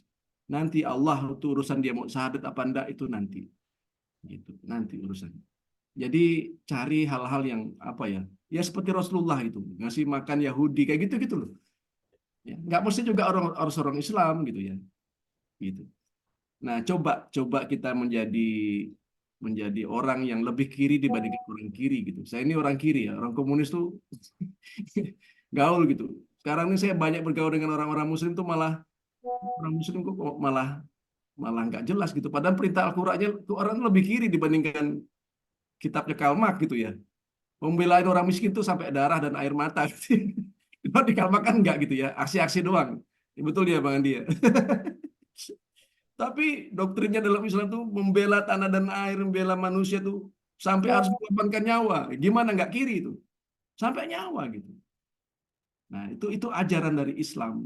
Makanya saya murtad dari orang kiri, saya masuk Islam. Karena ternyata Al-Quran lebih kiri gitu. Gitu. Jadi belain teman-teman. Teman-teman harus bergaul dengan masyarakat. Mereka butuh apa? Selamin anak-anak muda itu butuh apa? Gitu. Nah, kalau kita sudah nempel dengan masyarakat, disitulah Allah akan kasihkan hidayah, hadiah, petunjuk, ilmu. Nanti akan kreatif pasti teman-teman. Coba aja kalau nggak percaya. Aneh-aneh untuk idenya itu. Akan kreatif. Ya. Tapi kalau nggak pernah bergaul pengurusnya itu, ya pasti ya Isra Mi'raj lagi gitu kan. Maulid Nabi lagi gitu. Terawih lagi gitu. Gitu. Bang Arif mungkin nggak percaya, saya ini sekarang lagi bikin bagaimana kemudian kami mengajarkan tentang apa namanya sosial media marketing gitu ya, lewat Masjid Enterprise ke pengurus masjid. Kalau misalnya teman-teman tahu kan, oh, gitu, oh, gila sih Bung Benny gitu, masjid kok ngajarin Facebook marketing. Tapi sekarang nggak terasa lagi orang, karena udah terbiasa kan. Tapi kok diuklik-uklik kan, masa nggak ngaji-ngaji, malah ngajarin Facebook marketing. Kemarin saya ngundangin, siapa lagi tuh, apa namanya, wartawan-wartawan. Ke masjid gitu. Pemadam kebakaran juga pernah kita undang. Ya ramai terus gitu. Nah kayak gitu-gitu teman-teman sekalian. Jadi nggak mesti harus apa ya, yang ya pengajian lagi ngundang Ustadz A, Ustadz B, iya itu boleh lah. Ya, tapi jangan hanya itu. Maksud saya gitu loh. Bukan kemudian nggak boleh. Coba dengerin masyarakat. Saya nggak perlu saya pikir harusnya gini loh programnya, kesehatan ini. Nggak usah gitu. Itu nanti malah nggak genuine. Yang saya minta ya teman-teman semua ini bergaul dengan masyarakat. Bro, antum butuh apa? Butuh ini. Gimana kalau kita bikin di masjid? Gitu loh. Bergaul dengan masyarakat. Jangan menjadi apa namanya Saulin. Jangan menjadi pertapa gitu. Karena Rasulullah bukan pertapa. Mana ada cerita riwayat Rasulullah bertapa? Beliau nyepi aja di Gua Hiro sebentar gitu. Dari sekian puluh tahun tuh sebentar aja di Gua Hiro itu. Nggak lama. Habis itu gaul lagi dengan masyarakat. Gitu. Sekali-sekali boleh. Saya sering nyepi. Tapi nggak lama. Kadang-kadang udah ribet gitu ya pusing kepala saya tuh kan. Ya harus nyepi lah. Ya kan? Banyak kegiatan. Mana ngurus ayam, mana ngurus bebek, mana ngurus tamu. Dari Bulukumba, dari Parepare. Mana ngurusin orang-orang yang korup kan. Mana ngurusin orang-orang yang fitnah. Mana nulis, mana narasumber. Mana semacam-macam gitu. Masak, ganti pampers buat anak. Kadang-kadang begitu sudah ruwet tuh kita butuh menenangkan diri. Ya nyepi. Kalau nyepi di masjid ntar datang lagi tamunya. Ya enggak, cari tempat lah gua. Sekarang saya ada gua di Pondok Tani tuh. Ada telur, ada kopi. Diam di situ, tenang, santai gitu kan. Setelah itu ya kerja lagi gitu. Nah, boleh sekali-sekali kita betapa, tapi jangan terus-terusan gitu. Ini terus-terusan. Makanya saya sering bertanya nih, jangan-jangan kita ini bukan lagi seorang muslim dan nabi kita sudah berubah.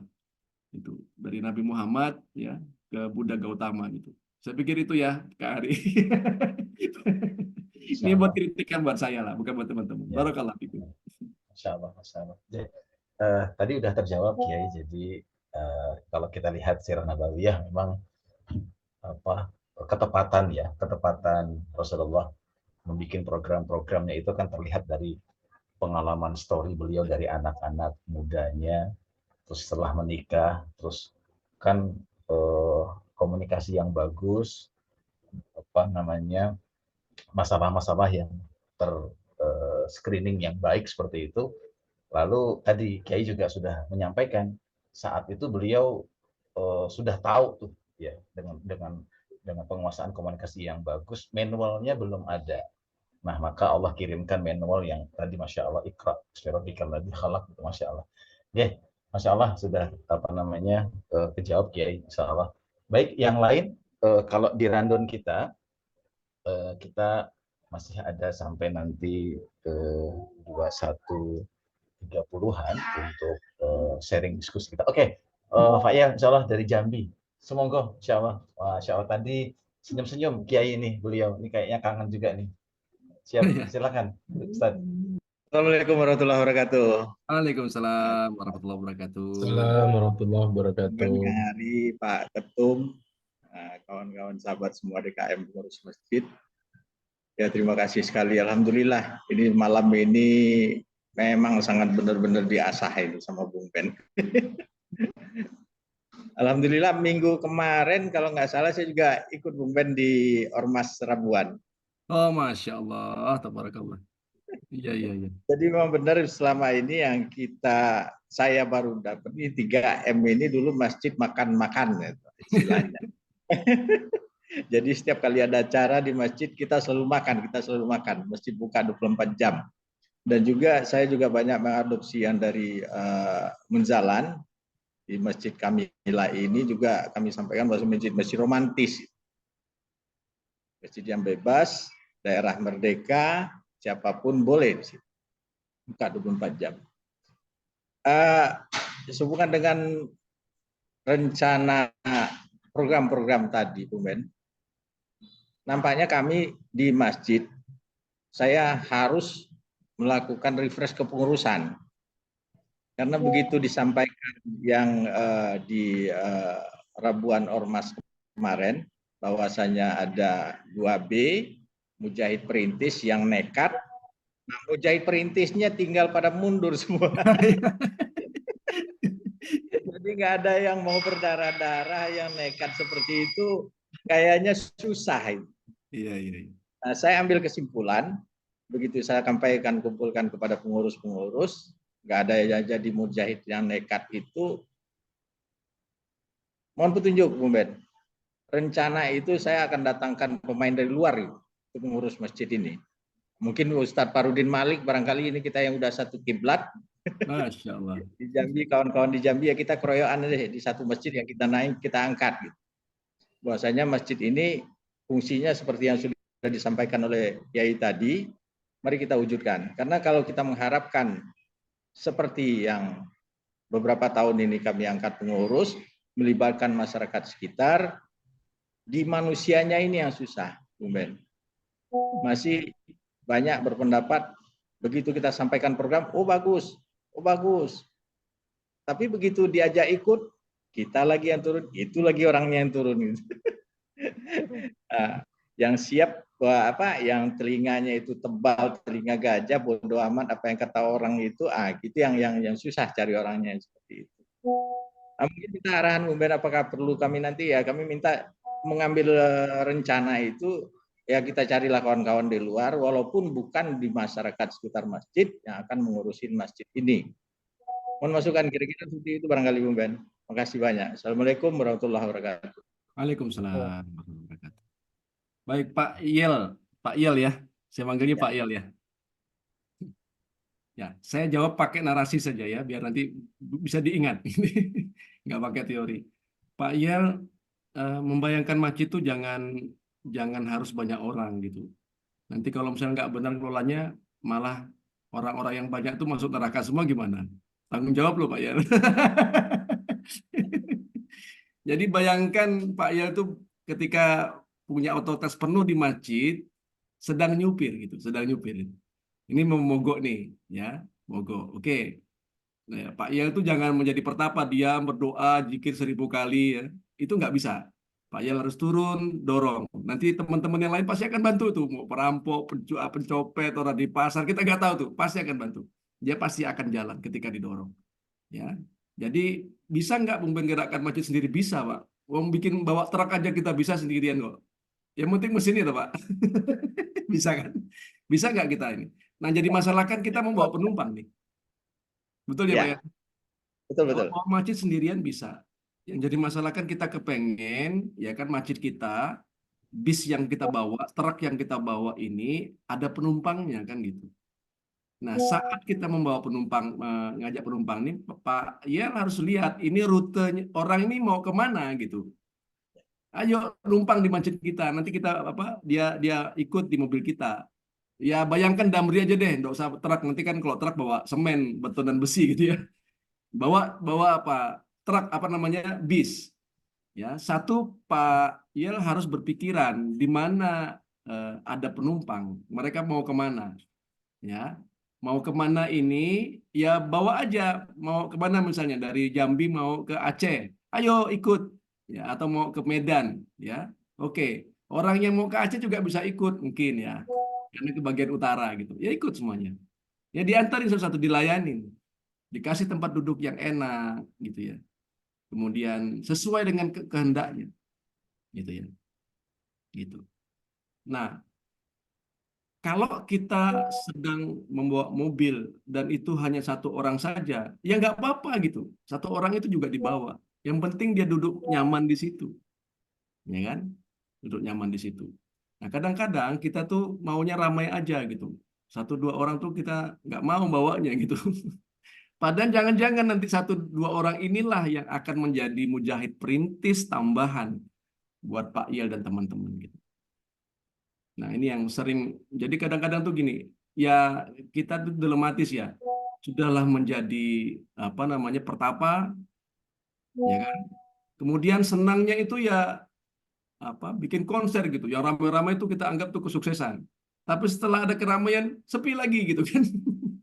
Coba makanya saya analogikan itu kita adalah pengurus masjid adalah supir dari sebuah bis damri, ya siapa aja boleh ikut. Ayo diantarkan. Kalau lebih baik lagi sekarang nih ya dikasih setelan musik yang enak biar hatinya nyaman gitu ya. Dikasih aqua. Sekarang lebih ngeri lagi dikasih tempat tidur yang enak, dikasih selimut lagi, kasih AC gitu. Biar dia nyaman. Ya, biar dia nyaman. Seandainya ada bis seperti itu, ya, itu pasti banyak orang yang ikut numpang. Betul nggak, Pak? Bawanya juga Betul. nyaman, nggak ada gaduh, orang masa nyaman. Ya. Apalagi nggak bayar kayak di masjid gitu. Masa orang sepi gitu? Dia mau ke surga kok gitu.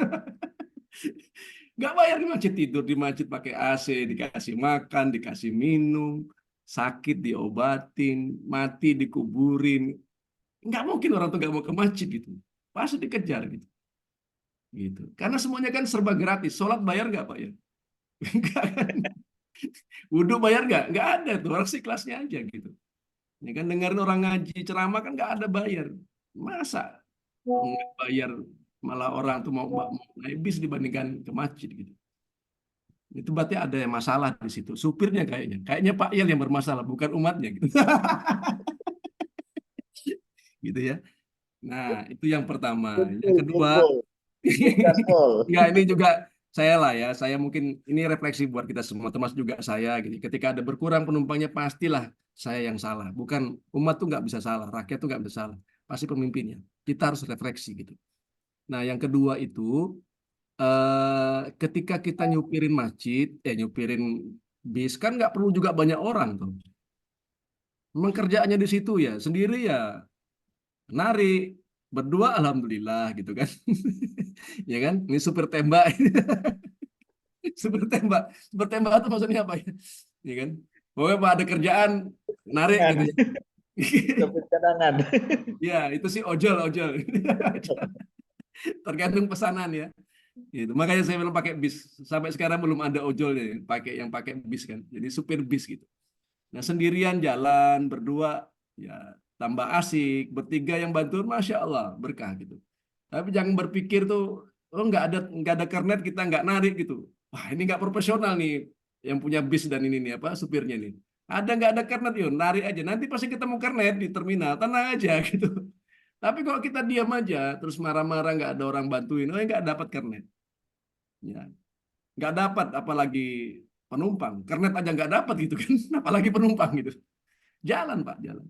Bismillahirrahmanirrahim. Saya mau cari penumpang ya Allah, semoga dapat gitu. Ya cari treknya ramai di mana nih? Anak muda. Ini berhenti di terminal anak muda. Masuk yuk, masuk yuk. Nah, yang ramai pasnya nih rutenya ada orang tua sekelompok orang. Oke, bawa orang tuanya. Kasih dia sesuai dengan kemauannya. Ya kan? Jangan orang tua disuguhi yang untuk anak muda. Datanglah para orang tua, kami siapkan wifi gratis. Gitu. Ayo nggak mau datang ya. Tuh apa juga wifi? Saya butuhnya koyo, pijit-pijit kan gitu kan. Ya kan? Anak muda juga gitu, ya kan? Disuguhi terus dengan kajian-kajian. Sekarang sudah banyak di handphone gitu. Itu apa lagi gitu? Hujah-hujah, hadis-hadis semuanya ada di handphone. Maka saya jarang bikin kajian-kajian lagi kok di Pondok Tani itu apa kegiatan umum makan kemarin bebek sekarang ayam mau nggak mau ayo kumpul makan gitu.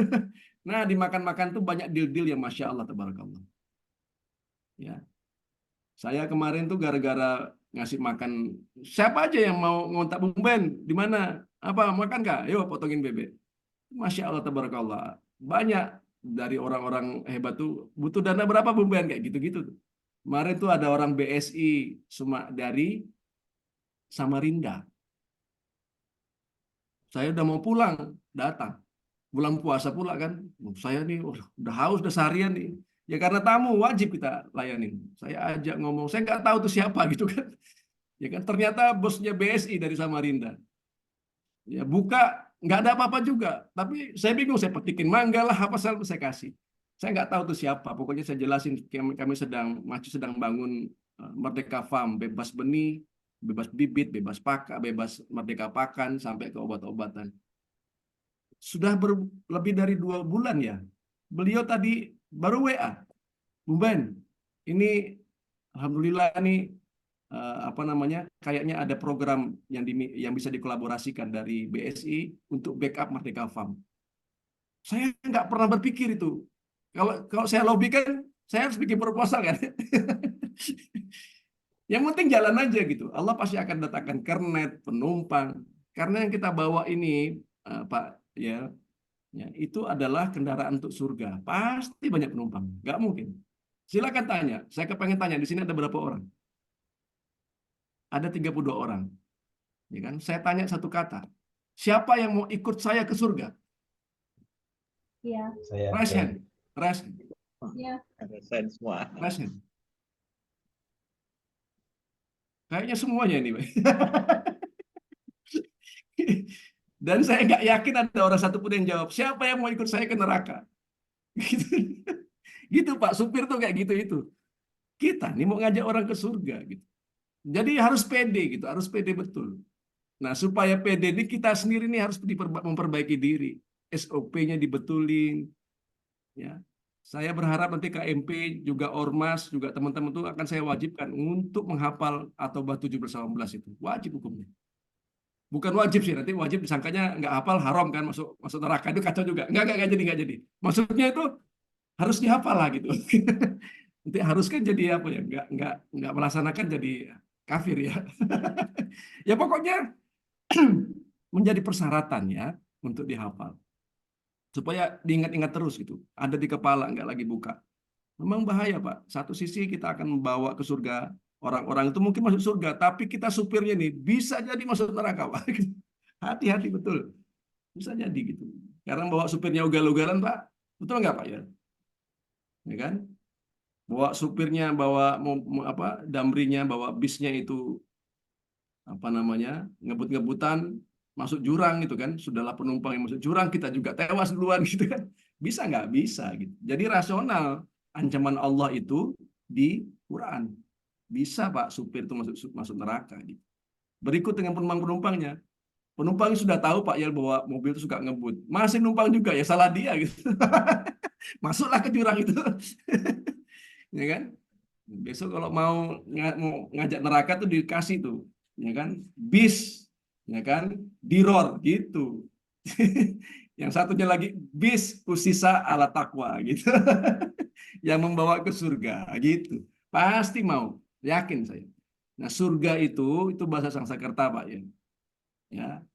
Bahasa Islam itu banyak sekali istilah surga itu, tapi identik dengan jannah. Jannah itu kebun. Kebun itu ya ada tanah, unsur tanah di situ, unsur buah-buahan, hewan-hewan, mikroba, pohon-pohon, kerindangan, kesegaran. Coba masjid kita tuh dibangun dengan abstraksi surga gitu. Ya. Apapun ditanam di situ dia bertumbuh, ya kan? Nggak mati gitu kan. Apapun yang diletakkan di situ dia bisa membuat orang sejuk gitu kan. Itu surga. Jadi sudah dapat surganya gitu. Pasti ramai. Saya nggak pernah keluar-keluar di Pondok Tani. Tiap hari ada aja orang datang. Minta telur lah, minta obatin bekam lah, ada yang sakit mental lah. Datang orang-orang. Jadi nggak mesti juga harus sholat gitu teman-teman sekalian. Karena masjid itu sholat itu hanya salah satu fungsi saja dari sekian puluh fungsi. Nggak hanya sholat saja. Sholat itu ya hanya untuk orang-orang kuat aja. Subuh, Isya, itu buah dari perjuangan. Gitu. Tapi kalau orang datang nggak hanya ngelayanin sholat saja. Kalau kita membanggakan hanya jumlah sholat itu mudah. Itu pernah dilakukan sama teman saya. Sukses dia. Subuhnya itu full masjidnya. Sekali saya tanya, kok hebat betul nih. Saya nggak masuk akal gitu. Orang tuh bisa sholat subuh itu sampai full gitu ya.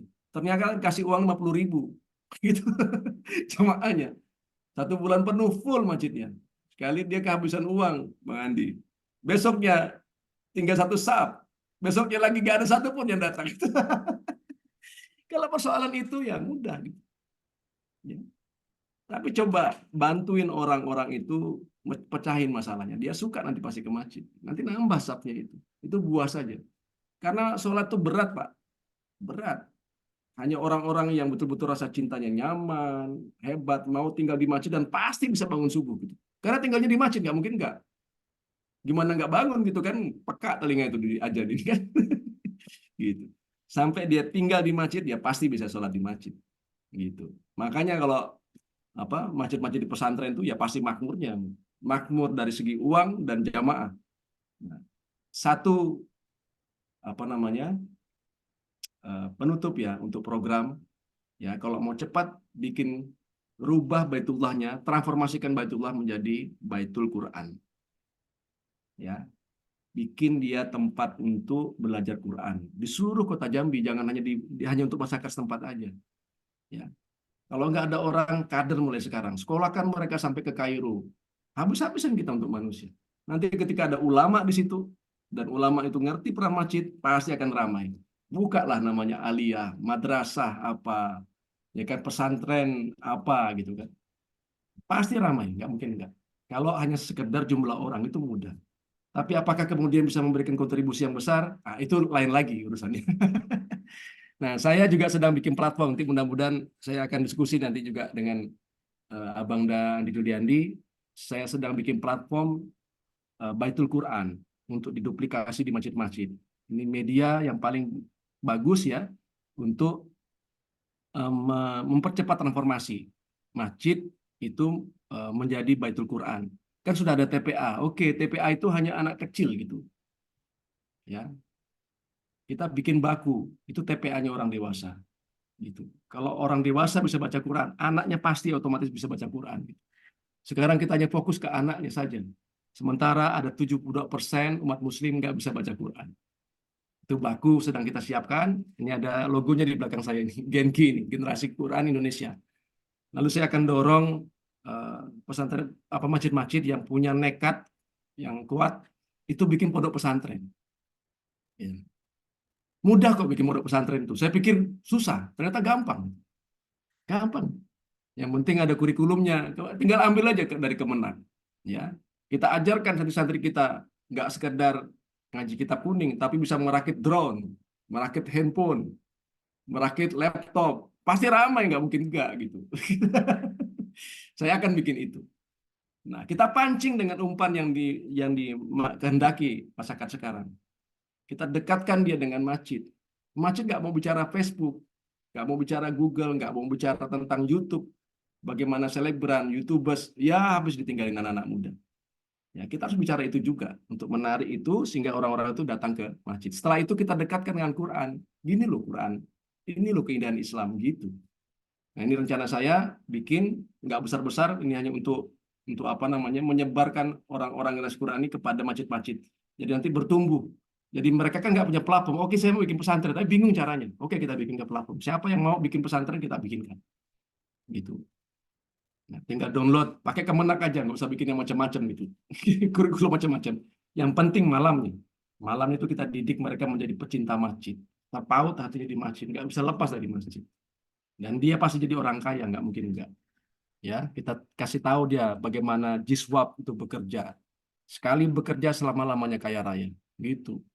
Jadi umat Islam ke depan tuh pasti kaya, nggak mungkin enggak. Nggak perlu lagi beli tanah. Ya, tanah sudah ada, bisa ditinggalkan sampai mati. Gitu. Kita jelaskan mereka tentang dahsyatnya Islam ini ya untuk kehidupan kita sehari-hari. Saya kira gitu ya yang bisa sampaikan ke Ari. Mohon maaf nih ya, jadi banyak cerita nih. Pertanyaannya dikit, saya jawabnya banyak.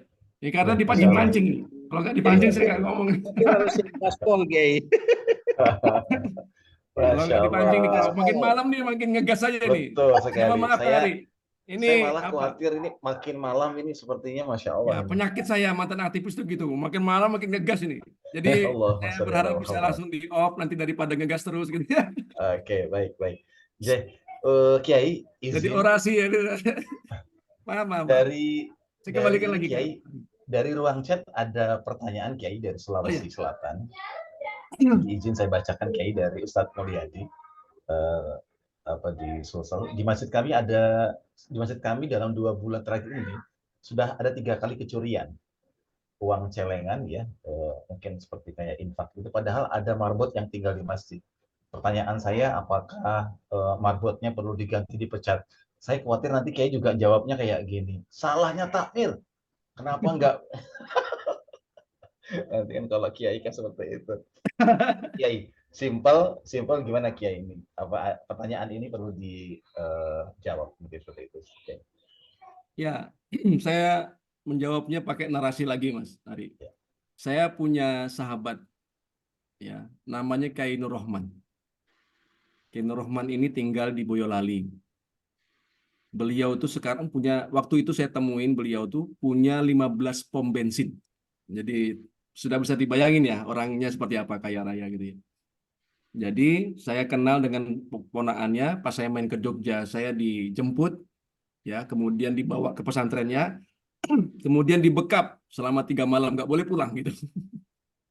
Nggak boleh pulang. Ini siapa orang ini, saya bilang kan. Ya karena unik kan, saya mau, ya sudah, saya pelajari, dia punya pesantren, dia punya apa. Ya kata udah diskusi macam-macam, giliran saya tanya kan, saya kan kepengen berguru juga, ini orang unik. Saya tanya, gimana rahasianya, apa namanya, punya pom bensin sebanyak itu? Dia bilang rajin-rajin sedekah katanya. Masa sih, saya bilang, nggak logis gitu ya.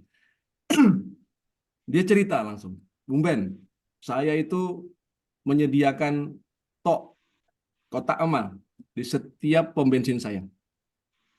Gitu. Terus, dan selalu dicuri. Gitu. Setiap habis dicuri, saya ganti tok yang baru. Jadi di pom bensin itu dicuri dengan kotak-kotaknya itu. Gitu. Jadi dia punya stok kotak amal tuh banyak sekali di kantornya. Begitu hilang itu diganti lagi yang baru. Gitu. Loh, kok bisa Pak Yai, saya bilang. Ya itu juga ditanyakan sama karyawan saya. Dia protes dengan saya, kata Kiai Nur Rahman. Karyawan tuh protes. Pak Yai, Pak, kenapa diganti? Kita laporkan ke polisi saja.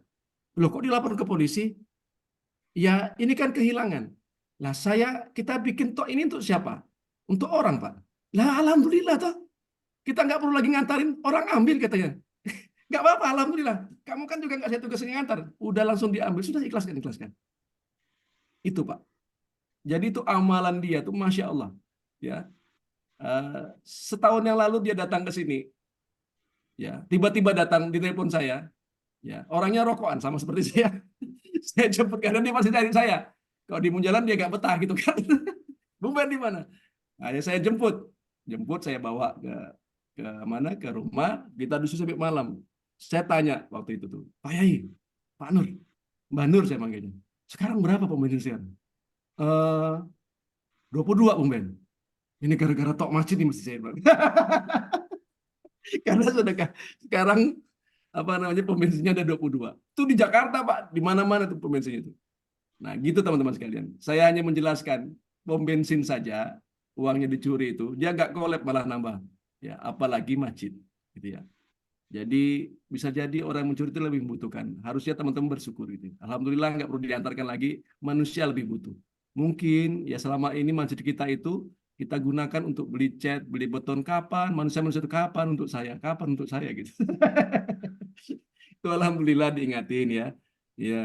Ya dikasihlah uangnya itu untuk saya gitu. Coba refleksi dari sekian banyak masuk tuh 3 tahun terakhir tuh banyakkan mana untuk toko bangunan atau untuk manusia. Ya mudah-mudahan banyak untuk manusia ya. Gitu. Itu refleksinya Mas Ari. Terima kasih barakallahu fikum. Ya, baik, alhamdulillah, asatidz semuanya, peserta semuanya, Masya Allah, ini sepertinya terakhir ini jawaban, narasi, dan juga teringat kisah Nabi Khidir.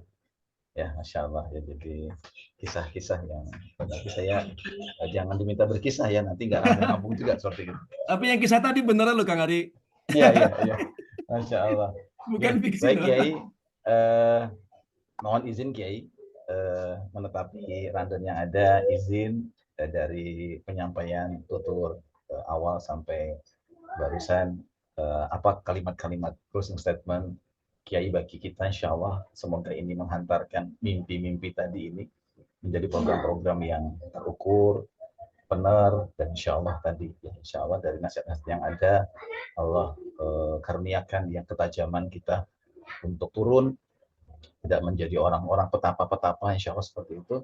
Dan insya Allah ada 3M yang mesti kita harus juga upayakan, masjid, manusia, dan masyarakat. Oke, semoga Kiai mungkin 3-5 menit, semoga.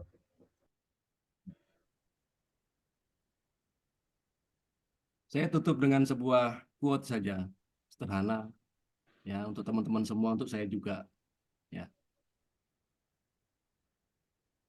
Kalau teman-teman ingin bahagia, bersahabatlah dengan Abang Andi Juliandi. Kalau teman-teman ingin masjidnya makmur berkah berlimpah, ya, jadilah manusia-manusia yang peduli. Ya, barakallahu fikum. Insyaallah. Ustadz Andi, ada yang perlu dijawab Ustadz? Tadi menyebut Ustadz Andi. Ini pantun dadaan, ini pantun dadaan. Enggak kompleks sebenarnya. Ya.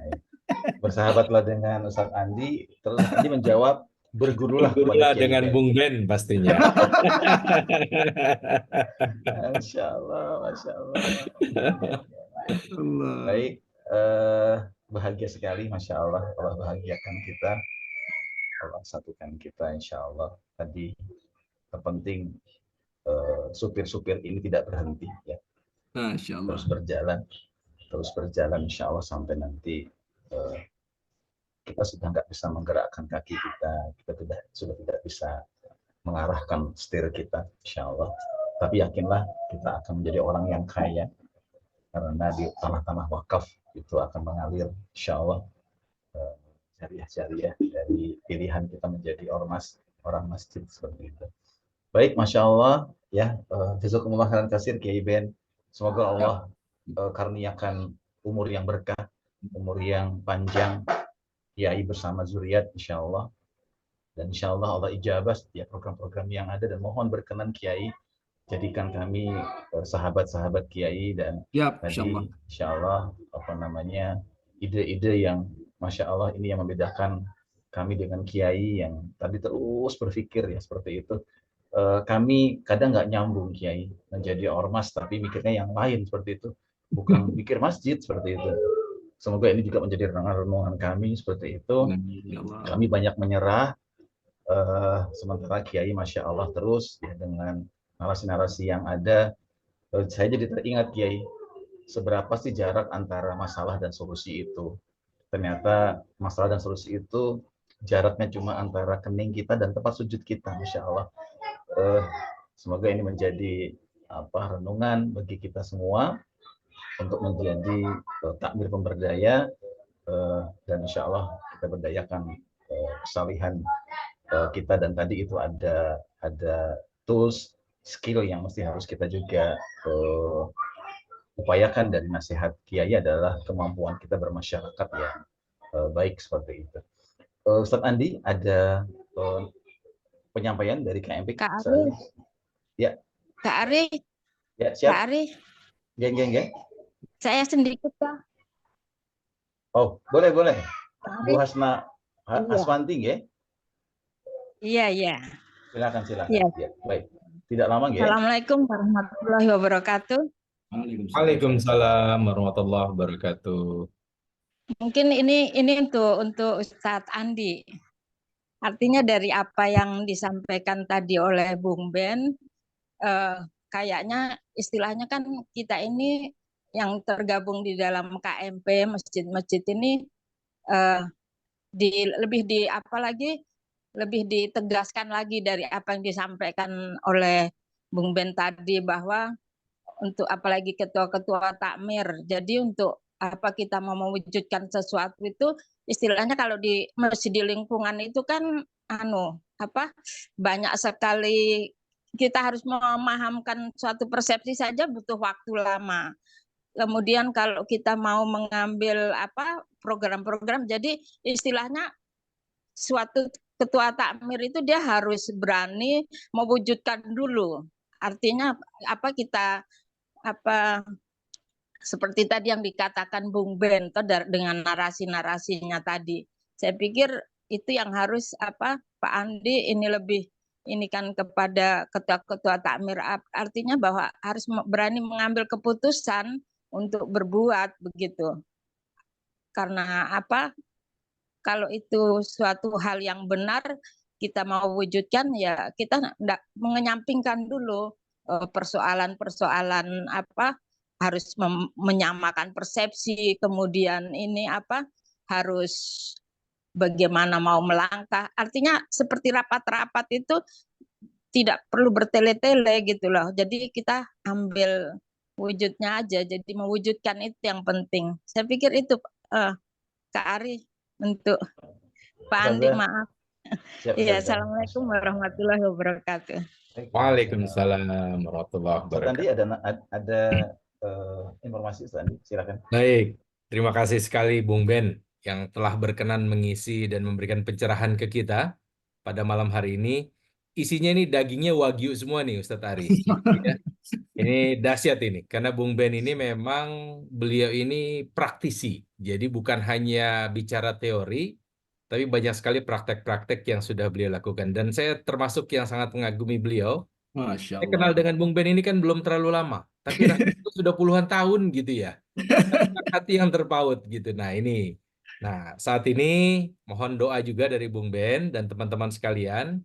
Dalam waktu dekat KMP juga akan meluncing berbagai program nih untuk teman-teman masjid. Nah ini sudah waktunya Masya kita Allah. berkarya, kita berbuat. Ada program Kampung Bebas Lapar. Nah ini alhamdulillah sudah ada supporting dari beberapa lembaga, khususnya Dompet Duafa. Dan betul tadi kata Bu Haswati tadi dari Papua. Ini waktunya kita ini action. Jangan kebanyakan teori, no action talk only gitu. Jadi NATO jadinya gitu ya. Jadi Iya, iya. jangan rapat melulu. Kapan berotaknya gitu kalau rapat terus jadinya. Nah, ayo. Betul Ustaz. Iya. Saya sepakat dengan Bu Haswati. Bagus sekali idenya. Ya, mudah-mudahan nih. Ini ada triggernya dari Bung Ben. Beliau ini memang saya sudah pernah silaturahmi juga.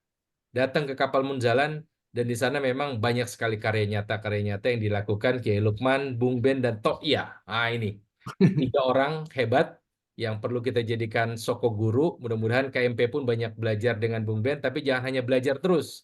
Action. Belajar, action, belajar, action. Jadi jangan sampai belajar 10 jilid, actionnya 0 jilid. Actionnya nggak ada ya? Satu kata action, satu kata action. Nah mudah-mudahan kita bisa belajar dari Bung Ben. Dan terima kasih Bismillah. sekali Bung Ben. Mudah-mudahan di lain kesempatan tetap berkenan untuk mengisi. Siap Bersama selalu. Lukman, Toya, mudah-mudahan berkenan juga ngisi di Ngaji Reboan. Semoga menambah hasanah dan juga menjadi penyemangat untuk kita semua ya, Masya kawan-kawan. Allah. Dari mulai Papua hingga ke tanah Sumatera. Nah, kira-kira demikian Bung Ben. Terima kasih Siap, sekali atas siap. waktu, Makasih. kesempatan, Ya. ilmunya untuk kita semua. Terima Siap. kasih Bung Ben. Syukran, Balik ke jazakallah Kak Ari, Kiai, silakan. Masya Allah. Ya, kalau Ustaz Andi ya jangan diragukan ya. Beliau juga terbukti menjadi seorang praktisi juga. Tinggal tunggu mainnya aja seperti itu insya Allah. Baik, mohon izin Kiai masih berkenan untuk menjadi saksi dalam rangkaian ngaji rebuan kita. Tadi alhamdulillah sudah hadir hampir 50-an ya, karena kondisi beberapa teman-teman seperti itu, dan alhamdulillah Masya Allah jazakumullah khairan katsir bagi teman-teman yang masih setia insya Allah. Yuk teman-teman, kita doakan selalu guru kita, dan kita juga terus bergerak insya Allah seperti tadi narasi yang sudah dibangun oleh Kiai, sampai nanti waktu yang menjemput kita. Ngaji Rebuan ini menjadi wasilah kita ya untuk tadi mengasah, bertemu segala apa, dan mohon ajak juga semuanya.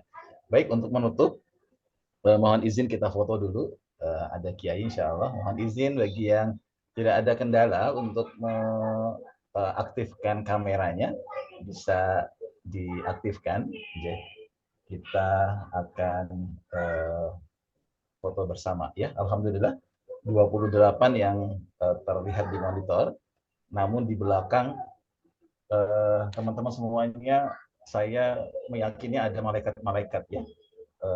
Ada pasangan yang sembunyi delik dan anak-anak yang masih mungkin mengikuti ayahnya sedang belajar. Semoga insya Allah keluarga kita Allah jaga juga. Mbak Afifah, silakan Mbak Afifah. Siapa nih yang salam. Ya, apa namanya, Salam, 5 pilar kita mungkin 5 pilar kita. Ya, kali Ya. boleh langsung Silakan Mbak Afifah. diaba-aba. Ya, baik. Yuk. Kita minta Salam Mbak Bung Hibah ya Ari. timnya. Satu, Kan. gimana?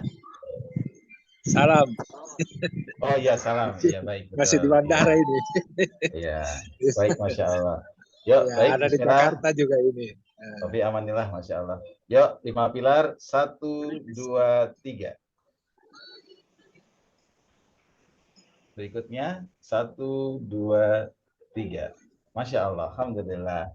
Nggih, ngaturaken matur sembah nuwun sangat dumateng Kiai Bung Ben, dumateng Ustadz Andi Juliandi, kepada segenap pengurus KMP Pusat yang hadir, insyaallah, dan segenap asatidzah semuanya yang insyaallah masih hadir. Semoga insyaallah tema kali ini menjadi hadiah bagi Ramadan kita, bagi Syawal kita, dan insyaallah kita akan menjelang Dzulhijjah kita insyaallah, dan setelah itu kita ada bulan Muharram ya, yang tadi tema ini Kiai juga tadi menyampaikan adalah mimpi itu akan terwujud, actionnya jelas, lebih terlihat. Tadi penernya tadi itu Muharram, hijrah dari sebelum-sebelumnya, semoga menjadi lebih baik. Mohon maaf Kak Ari apabila ada yang hilaf, ada yang salah, mohon sekali dimaafkan seperti itu. Semoga insya Allah Allah pertemukan kita kembali. Mari kita akhiri semuanya dengan bersama-sama menghafazkan tahmid dan doa kafaratul majelis. Alhamdulillahirrahmanirrahim. Subhanakallahumma wa bihamdika asyhadu an la ilaha illa anta astaghfiruka wa atubu ilaik. Mohon maaf sekali atas segala kekurangan, kekhilafan.